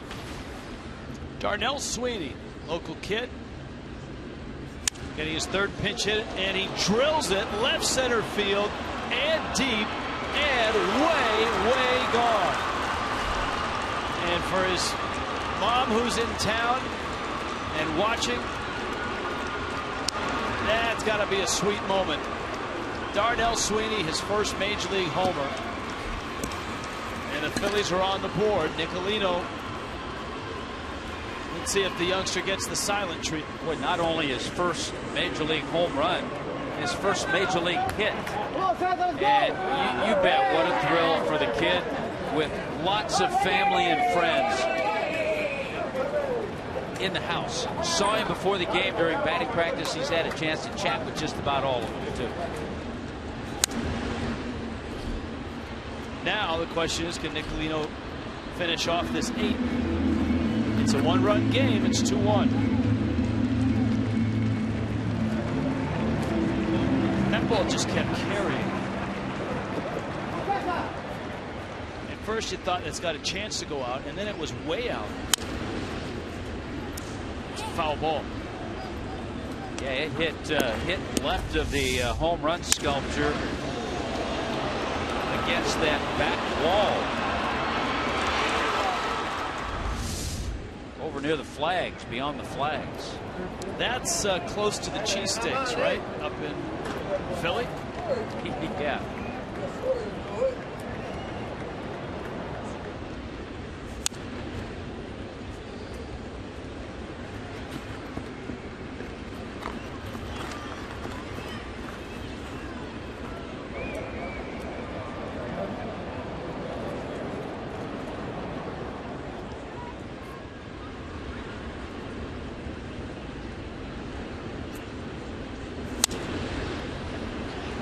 Flip foul.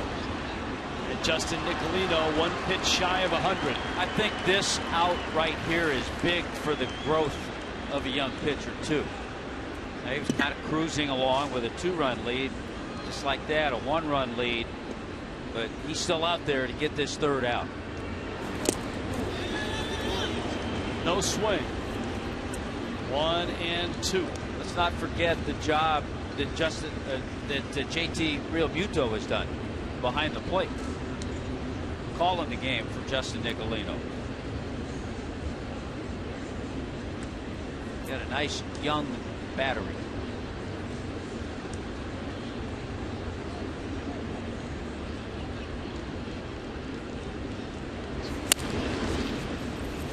Edge can't get that one. It sneaks into left. So the question is that it for Nicolino, or does he have one more hitter left in him? We've got a switch hitter in Blanco and then the lefty in Herrera. And I think that's going to be it. Dan Jennings motions for the right-hander.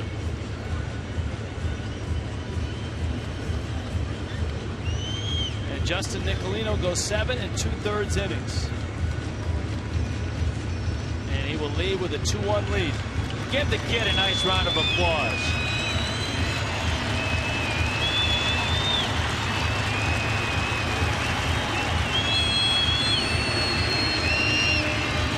Kendall Toyota called to the bullpen.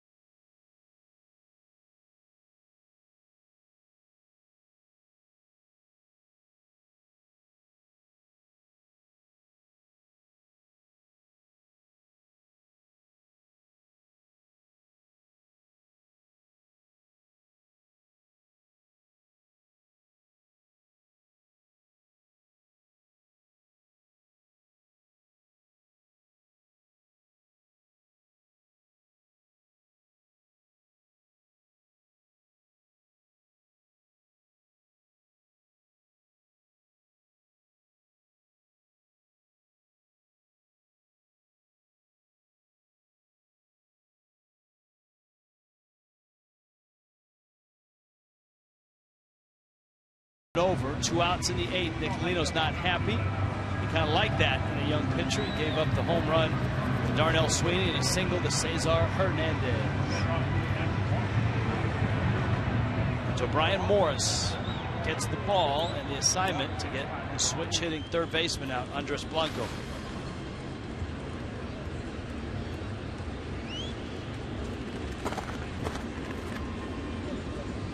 Well, what this does too with Blanco has a 5-game hitting streak. He's been swinging the bat well, but all of his at bats tonight from the right side. Now he has to switch over to the left side.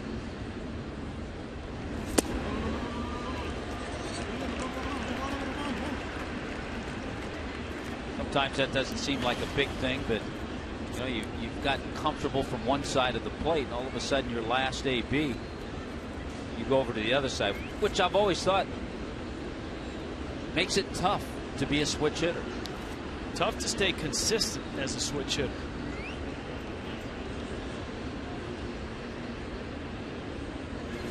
Marvel at the guys that don't go into slumps, because every hitter goes into a slump, and most switch hitters will go into a slump on one side of the plate.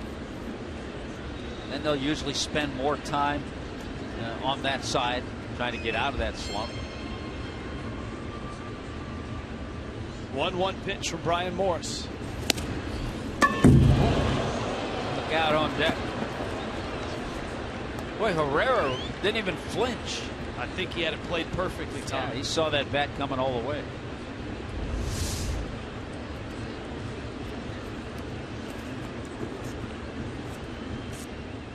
Boy, that fastball really had some movement. Now there's a good example of how sturdy the fish tank is. I think that's the first bat we've seen that's hit the fish tank. Might be one of our first tests we've seen. And everybody looks like they're okay in there. Just keep swimming. That's trouble. That's in the corner.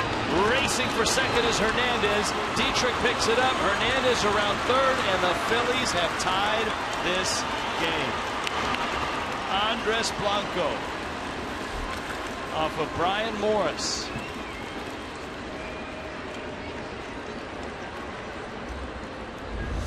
Well, that's just a shame for the young pitcher who pitched so well. Another fastball, but up. A lot of times you'll see Brian Morris put hitters away with that slider, righties and lefties.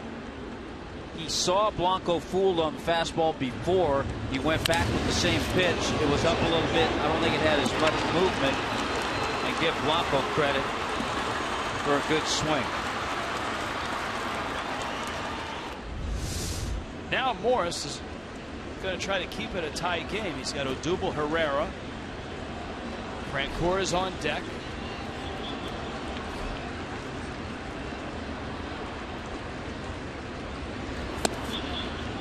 Misses down low. So for Justin Nicolino, 7 2/3, the 5 hits, both runs earned, a walk, and 4 strikeouts.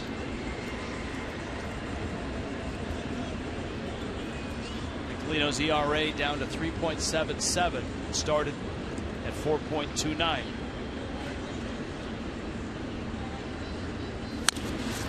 Chopper, Bohr, backhands, flips. Morris is there, and Miami gets the out. But the Phillies get 2 and even it up.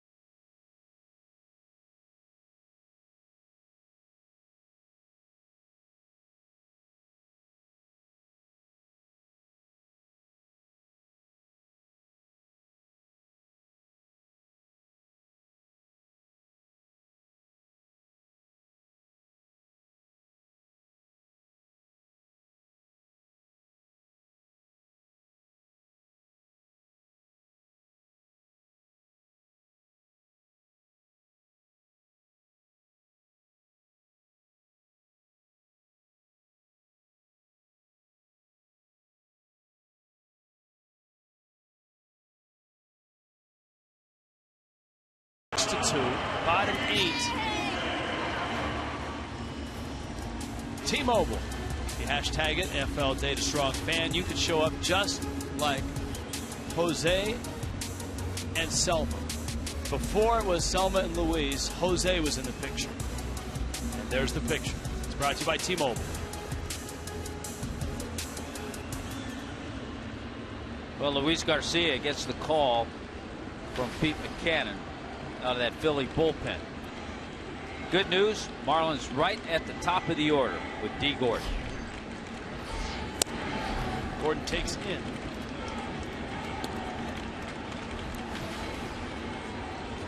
Both pitchers give up 2 runs. Harang in 7. Nicolino in 7 2/3.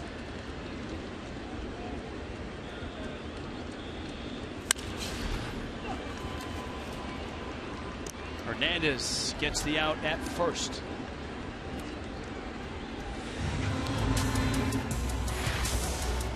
MLB at bat. It's getting to that time of year, right? September, pennant races. October, postseason. MLB at bat is what you need. Download it at MLB.com/at-bats. Live look-ins, live telecasts, pitch tracking widget. Tommy Hutton's bio. Ichiro is 0 for 2.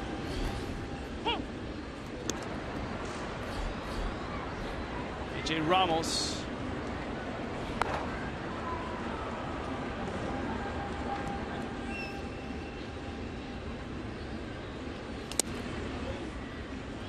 Bottom 8, 2-2 game. Ichiro's bounced out twice, walked and scored. Aaron Harang walked 3 in the 3rd inning. Derek Dietrich made it pay with a 2-run double, which was nearly a grand slam.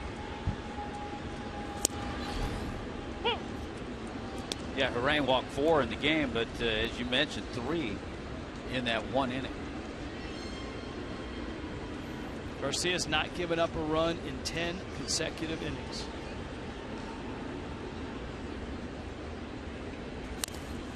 So with the absence of Papelbon and with Giles' promotion to closer role, it's not the corner office, but it's close.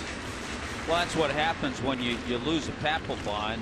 Then everybody kind of moves up in that pen, and so far Giles has done a terrific job, as has Garcia.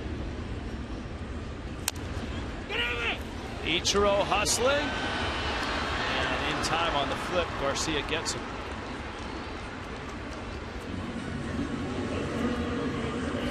So last night the top of the order had 4 hits. Nate Gordon and Ichiro each with 2. Tonight they've each walked, but they've been held hitless.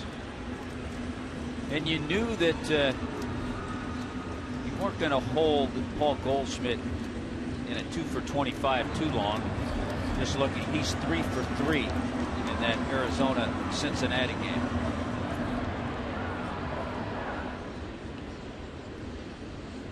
Well, the Mets have opened up a can of you-know-what again.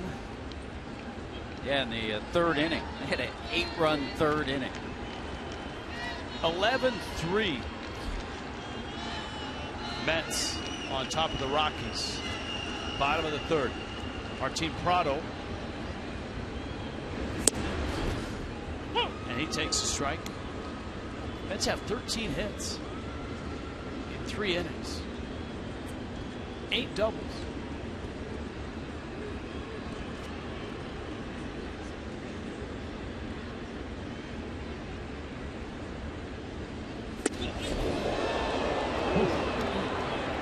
Prado.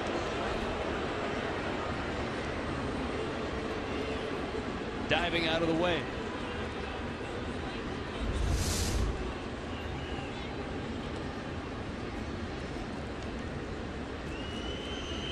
Just in time. And that's what you want to follow it up boy, with. then just a nasty slider. Yeah.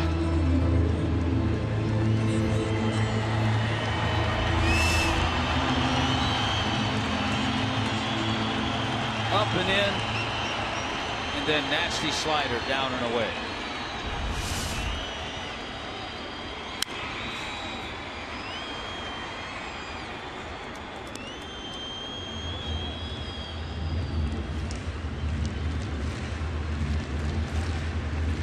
1-2 to Martin Prado.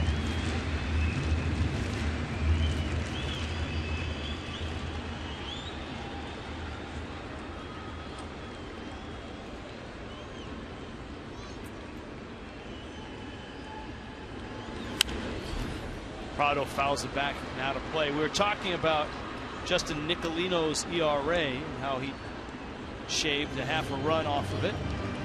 Chris Russin, the Rocky starter, was not as fortunate because in 2 innings he gave up those 11 runs. Wow. On 12 hits. That's the type of start that will stay with you on your ERA the rest of the year.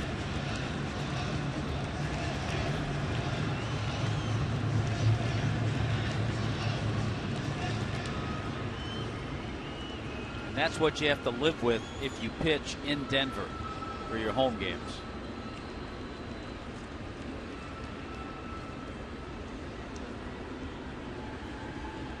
Garcia's 2-2. Boy, it's been a good at bat by Prado. Last couple weeks, all of a sudden, he's been getting into these at bats. 7, 8, 9 pitches. This is pitch number 8.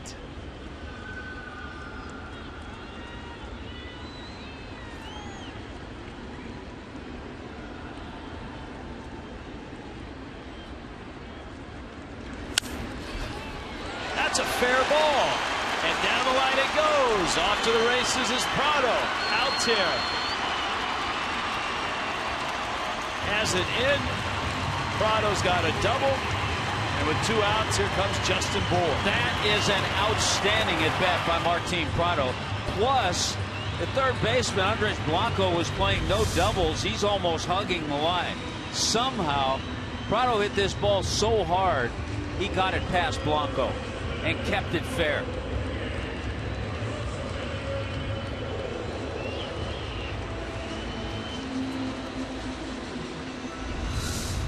Back in the first inning, Prado walked on a 9-pitch at bat. 8 pitches there for the double. So a nice opportunity. With 2 outs in the bottom of the 8th.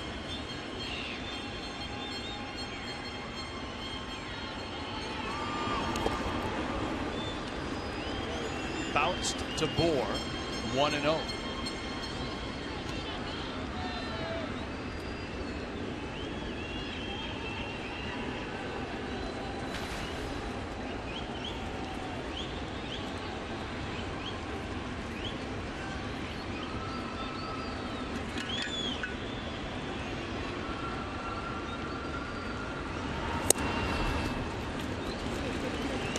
In 2-0.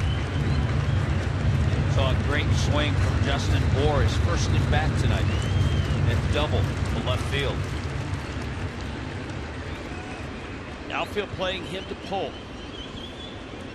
Prado's the runner at second with 2 outs.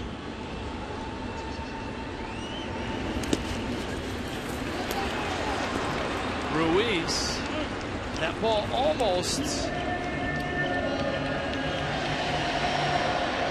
was clipped by Ruiz's mask as he ripped it off his face. Watch this. Good job by Prado to stay put. You don't want to take any chances. Now the Phillies aren't going to take any chances with Justin Bour. They're going to go after Derek Dietrich. But they may bring in the left-hander for him. We'll see. You would have to think, though, if McCannon just probably likes this matchup because he allowed Garcia to pitch to Bour, the left-hander. But now it looks like he's bringing in the lefty to go after Dietrich. First and second, 2 outs.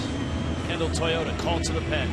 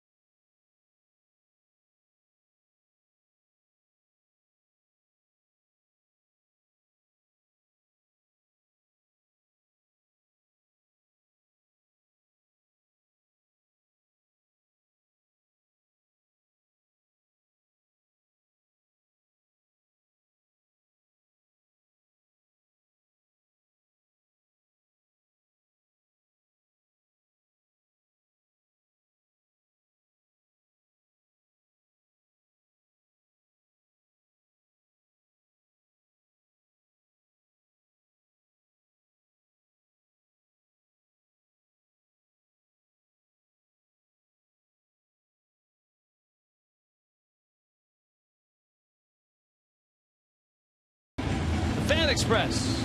Look at that thing. Zips right on the screen. It can take you from your neighborhood, your office, wherever you want, with a big group to the ball game. 305-480-2523. Email groups@marlins.com. And then it zips right out and reveals Elvis Araujo. Big left-hander, and obviously, as I mentioned before, this is a matchup that McCannon wanted, but all of a sudden, Derek Dietrich is being pinch hit for. So you get righty on lefty with Casey McGee. And McGee hits a bouncer to short. Galvis to Hernandez, and the Marlins are over, and Elvis has left the mound. One pitch.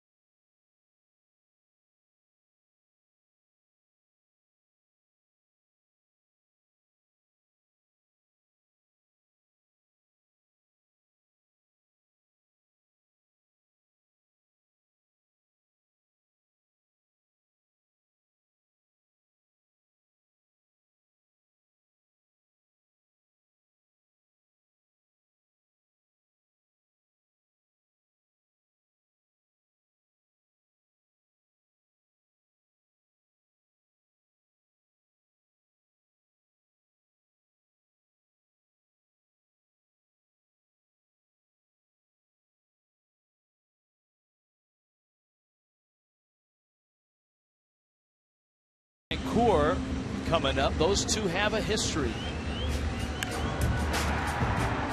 Ramos knew it when he threw it. Frank Coor, a walk-off homer in Philly earlier this year. Yeah, I think Frank Coor knew it when he hit it, too. That fastball middle of the plate. Jeff Frank Coor in his career, 152 career home runs. So AJ out for the 55th time this year. Tie game, no save situation. Tremendous strikeouts to walks ratio for AJ Ramos. Marlins are playing with just a four-man bench. Cole Gillespie comes in left field. And Gillespie will be in the 9 spot. The pitcher goes into Casey McGee's spot. Remember, McGee hit for Derek Dietrich.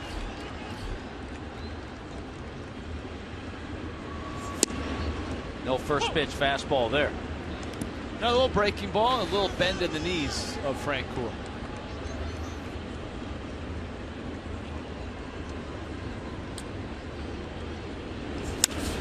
Breaking ball, fly ball, left field, deep, but not deep enough. Gillespie makes the catch.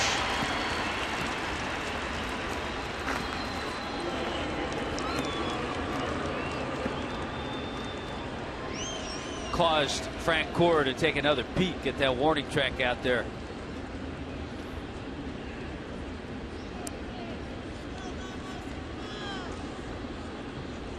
Ramos has the first out of the night. Aaron Altair, Darren Ruff also due up. Nicolino for 7 2/3. Morris got that last out of the 8th.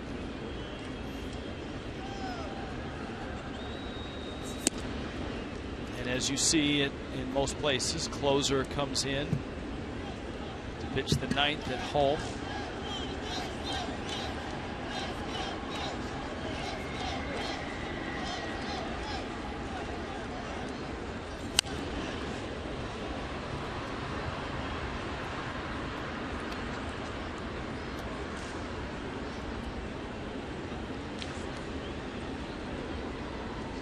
The Astros are doing it again tonight. They're beating the Dodgers 3-1.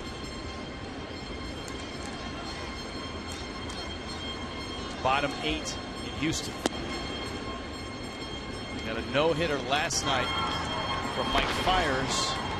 Tonight, Scott Kazmir gave up just a run in 6 innings and struck out 8.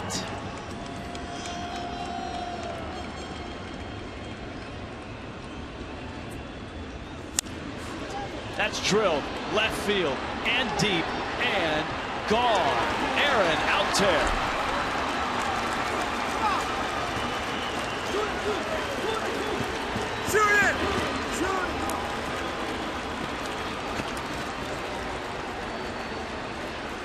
Well, there was a time that Marlins and Phillies would match up. It might be an Utley, might be a Howard, might be a Rollins. But you don't expect an Aaron Altair to take one deep on a 93-mile-an-hour fastball. His second home run.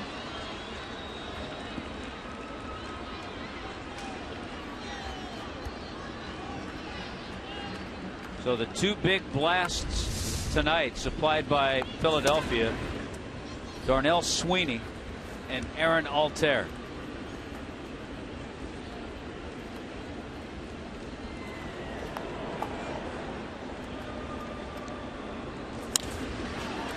That one's crushed. Left field deep. That one's gone. Darren Ruff. A.J. Ramos gives up back-to-back homers in the 9th. And what was a 2-0 Miami lead just an inning ago has disintegrated into 4-2 Phillies. Talked a few innings ago about Ruff. They certainly want to get a good look at him. The guy who hit 38 home runs a couple of years ago in Double-A. He's got power. This time the hanging breaking ball.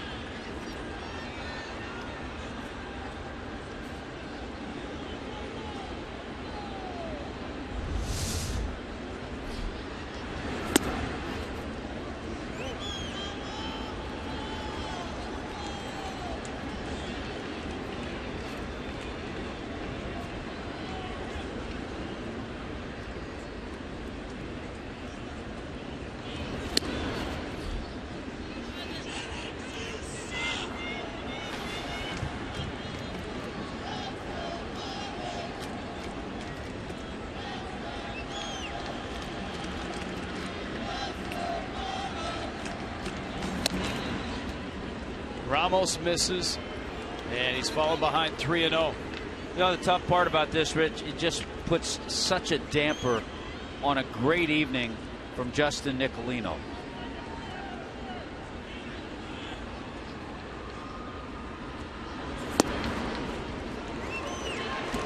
Galvis walks, and Miami's bullpen is quickly trying to get a reliever loose. Chuck Hernandez on his way out. 3 solo homers. Remember Darnell Sweeney's homer, his first big league hit, a home run. That in the 8th inning. Andres Blanco's double against Brian Morris tied the game. Ramos working here in the 9th. Altair and Ruff go back-to-back.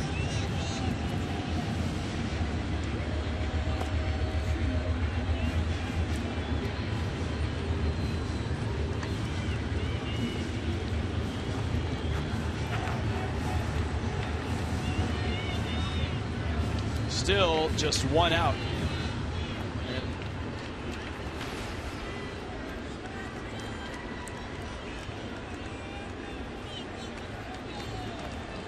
This young Phillies ball club, which has had a really nice run since the All-Star break.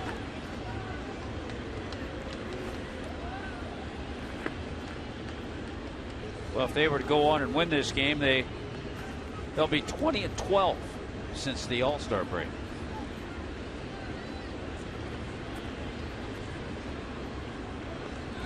Runner goes, hit and run, fouls, out of play.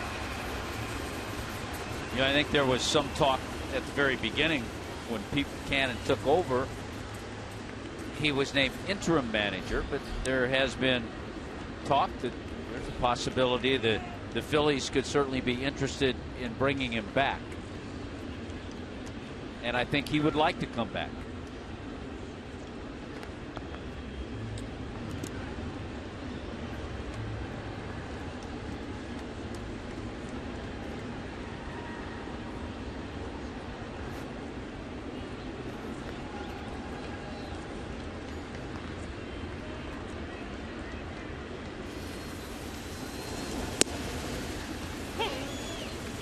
Oh, 2.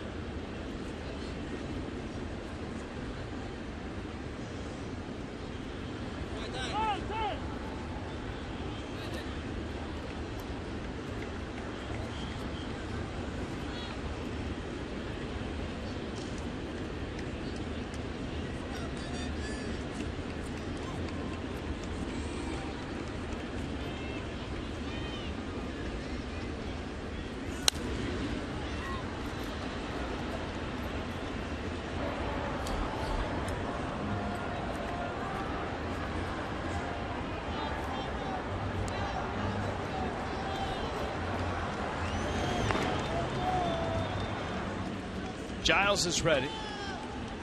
Ruiz awaits.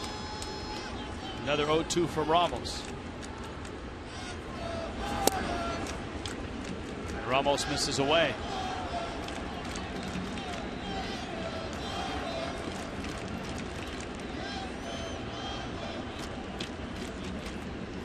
Ramos, who gave up a run in game 1 of the series. Miami won it 7-9.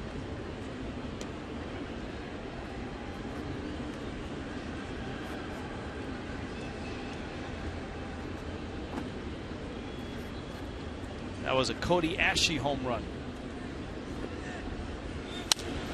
On the move, and that one's going to squirt right into right field. That was a run and hit with 2 strikes, and Ruiz followed through with his original plan.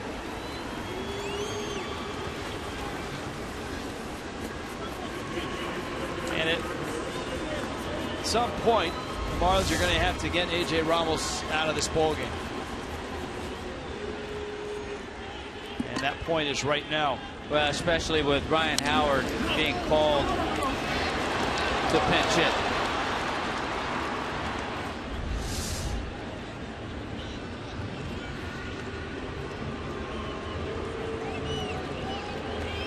Tough night for A.J.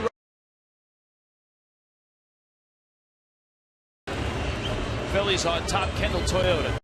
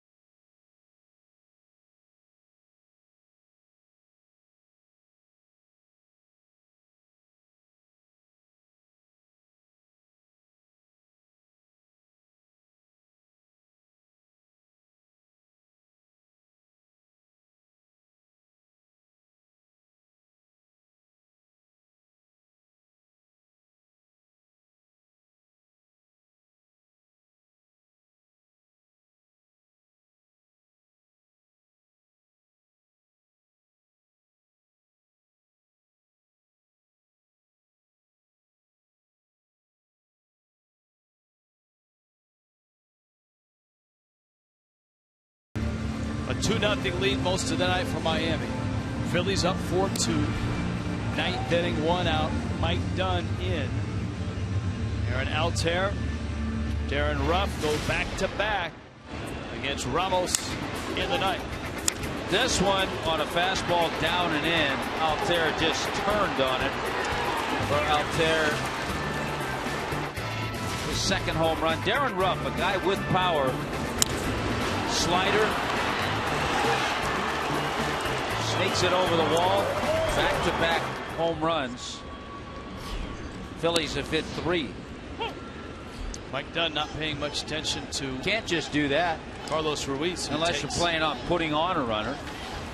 He takes second base, and that eliminates the shot at a double play to get out of the inning. And so Miami has to bring the infield which Howard in. could hit into because he doesn't run well. Dunn with a live fastball for a strike.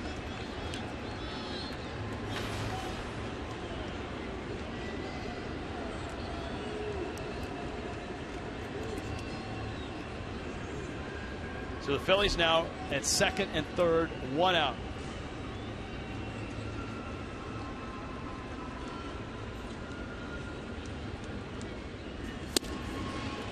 And Mike Dunn makes quick work of Ryan Howard.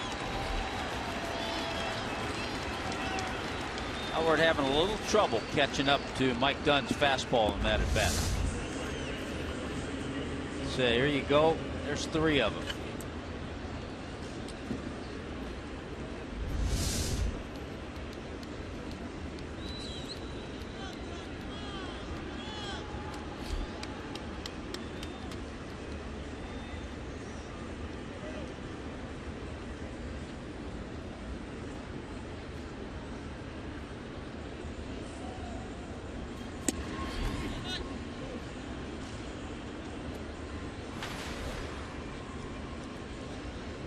There are times, Rich, that we see A.J. Ramos with velocity 95, 96. We didn't see that tonight. He was 93. I think he threw one fastball 94.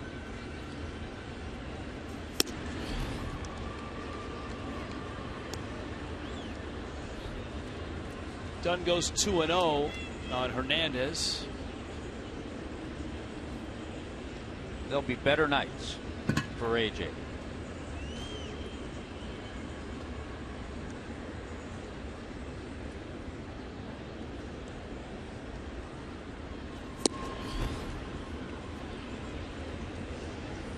Three and 0.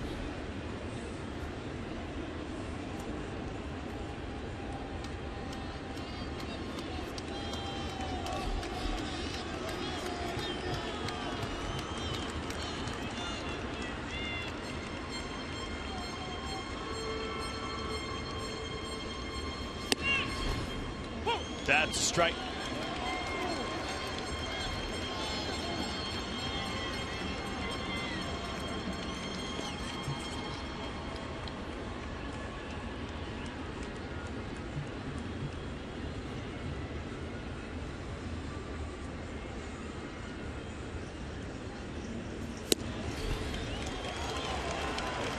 Count full.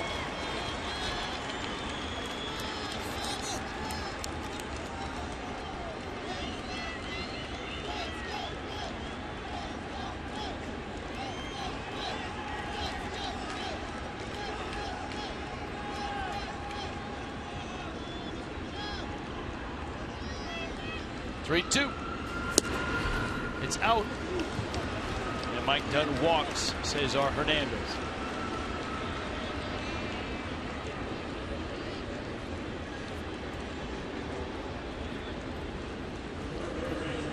Andres Blanco now had a big hit in the 8th.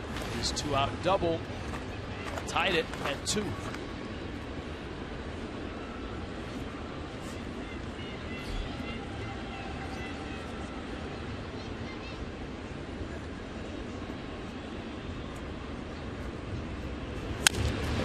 Bouncer in the hole at short. Echeverria to second in time to get the outs, but the damage done. Pair of solo homers, and the Phillies lead it 4-2 in the 9th.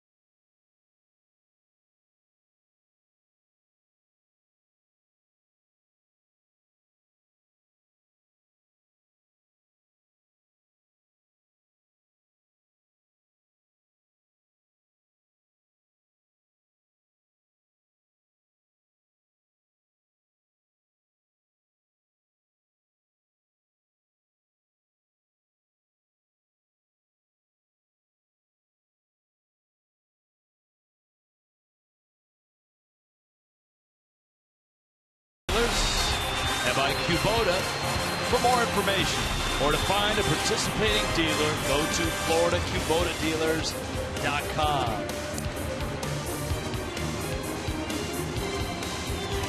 This one had all the makings of a quick night for the Fish. Justin Nicolino was cruising in the 7th. He had a couple of outs and a 2-0 lead. Darnell Sweeney hit a pinch hit homer, his first major league homer. A local kid getting a chance to play here in front of a hometown crowd. And suddenly Nicolino was gone, and so was the lead. Ken Giles now in, and he can shut the door and win it for the Phils, save it for the Phils. And he can throw pretty hard, too. Times we've seen him. Ken Giles, a hard thrower.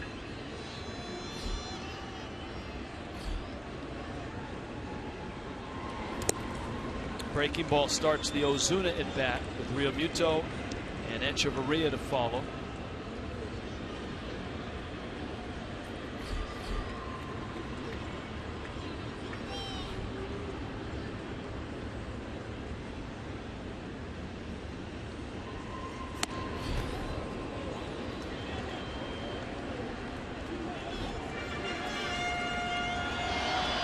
Due up fourth in this inning is Cole Gillespie.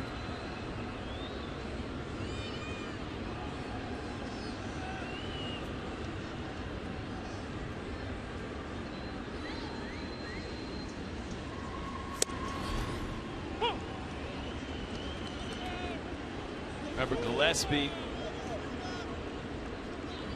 playing with that sore left wrist. He came in a double switch.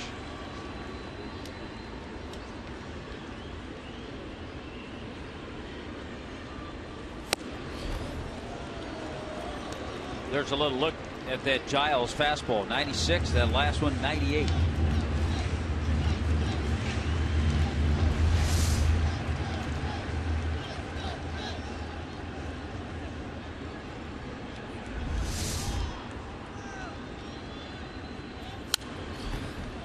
Another fastball. Ozuna gets a piece of this one. Well, Houston beat the Dodgers again, 3-1. Scott Kazmir, the win. Kazmir now 7-8. Luke Gregerson, his 24th save. Altuve with a home run and a triple in that game.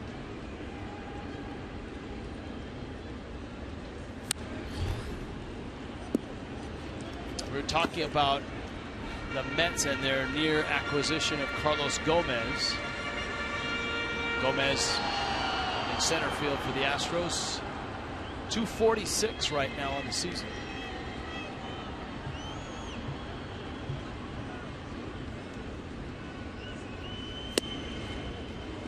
Giles takes something off. Count full now, 3-2. Yeah, Gomez not quite doing what Cespedes is doing for the Mets.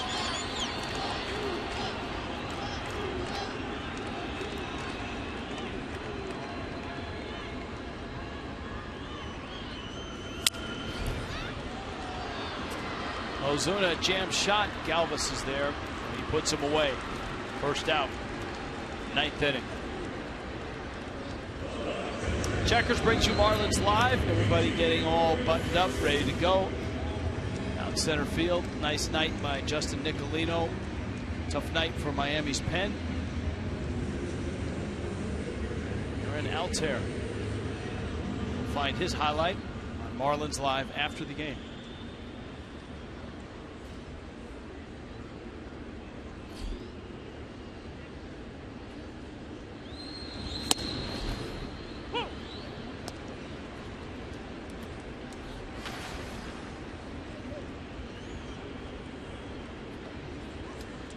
Philly win will also get the Phillies just a game behind the Marlins.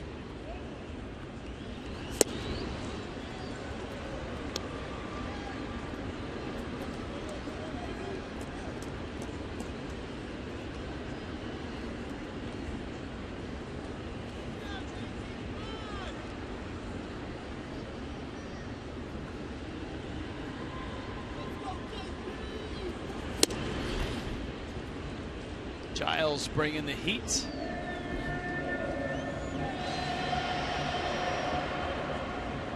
In the East, Washington beats Milwaukee 6-1.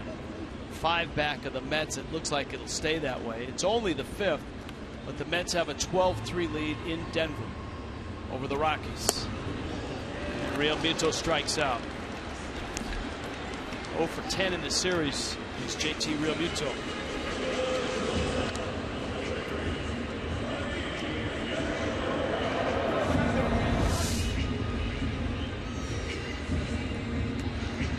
Nasty slider.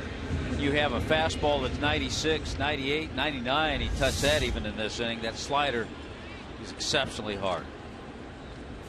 Rough night for JT.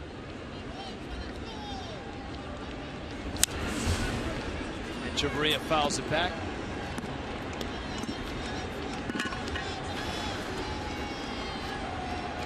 If the score holds, it's certainly one that you can say got away.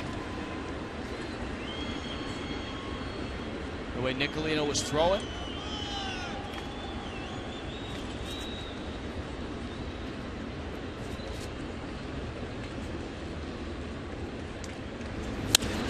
Edge lines it right field corner, and it's foul.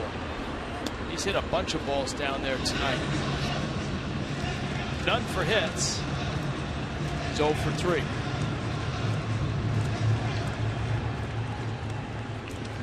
Jeff Francoeur making friends there in right field.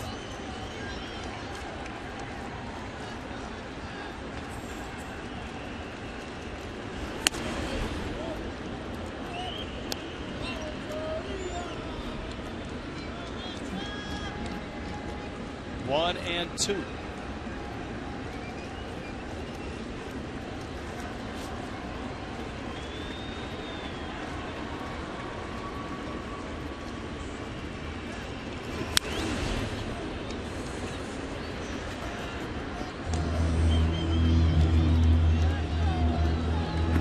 It's one of those games, Rich, that just has that deflating feeling.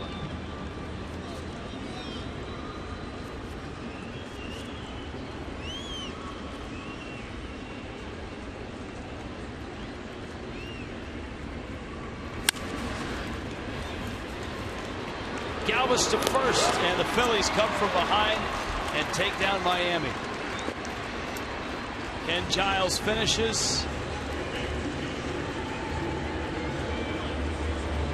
And the Marlins drop their second straight to the Phillies. 4-2 the final. And a wasted night after 7 2/3 nice innings from Justin Nicolino. 4 runs, 9 hits for the Phillies. 2 runs, just 3 hits for Miami. Game took 2 hours and 50 minutes. Marlins Live is coming up live from center field. Phillies win it. They come from behind to do it.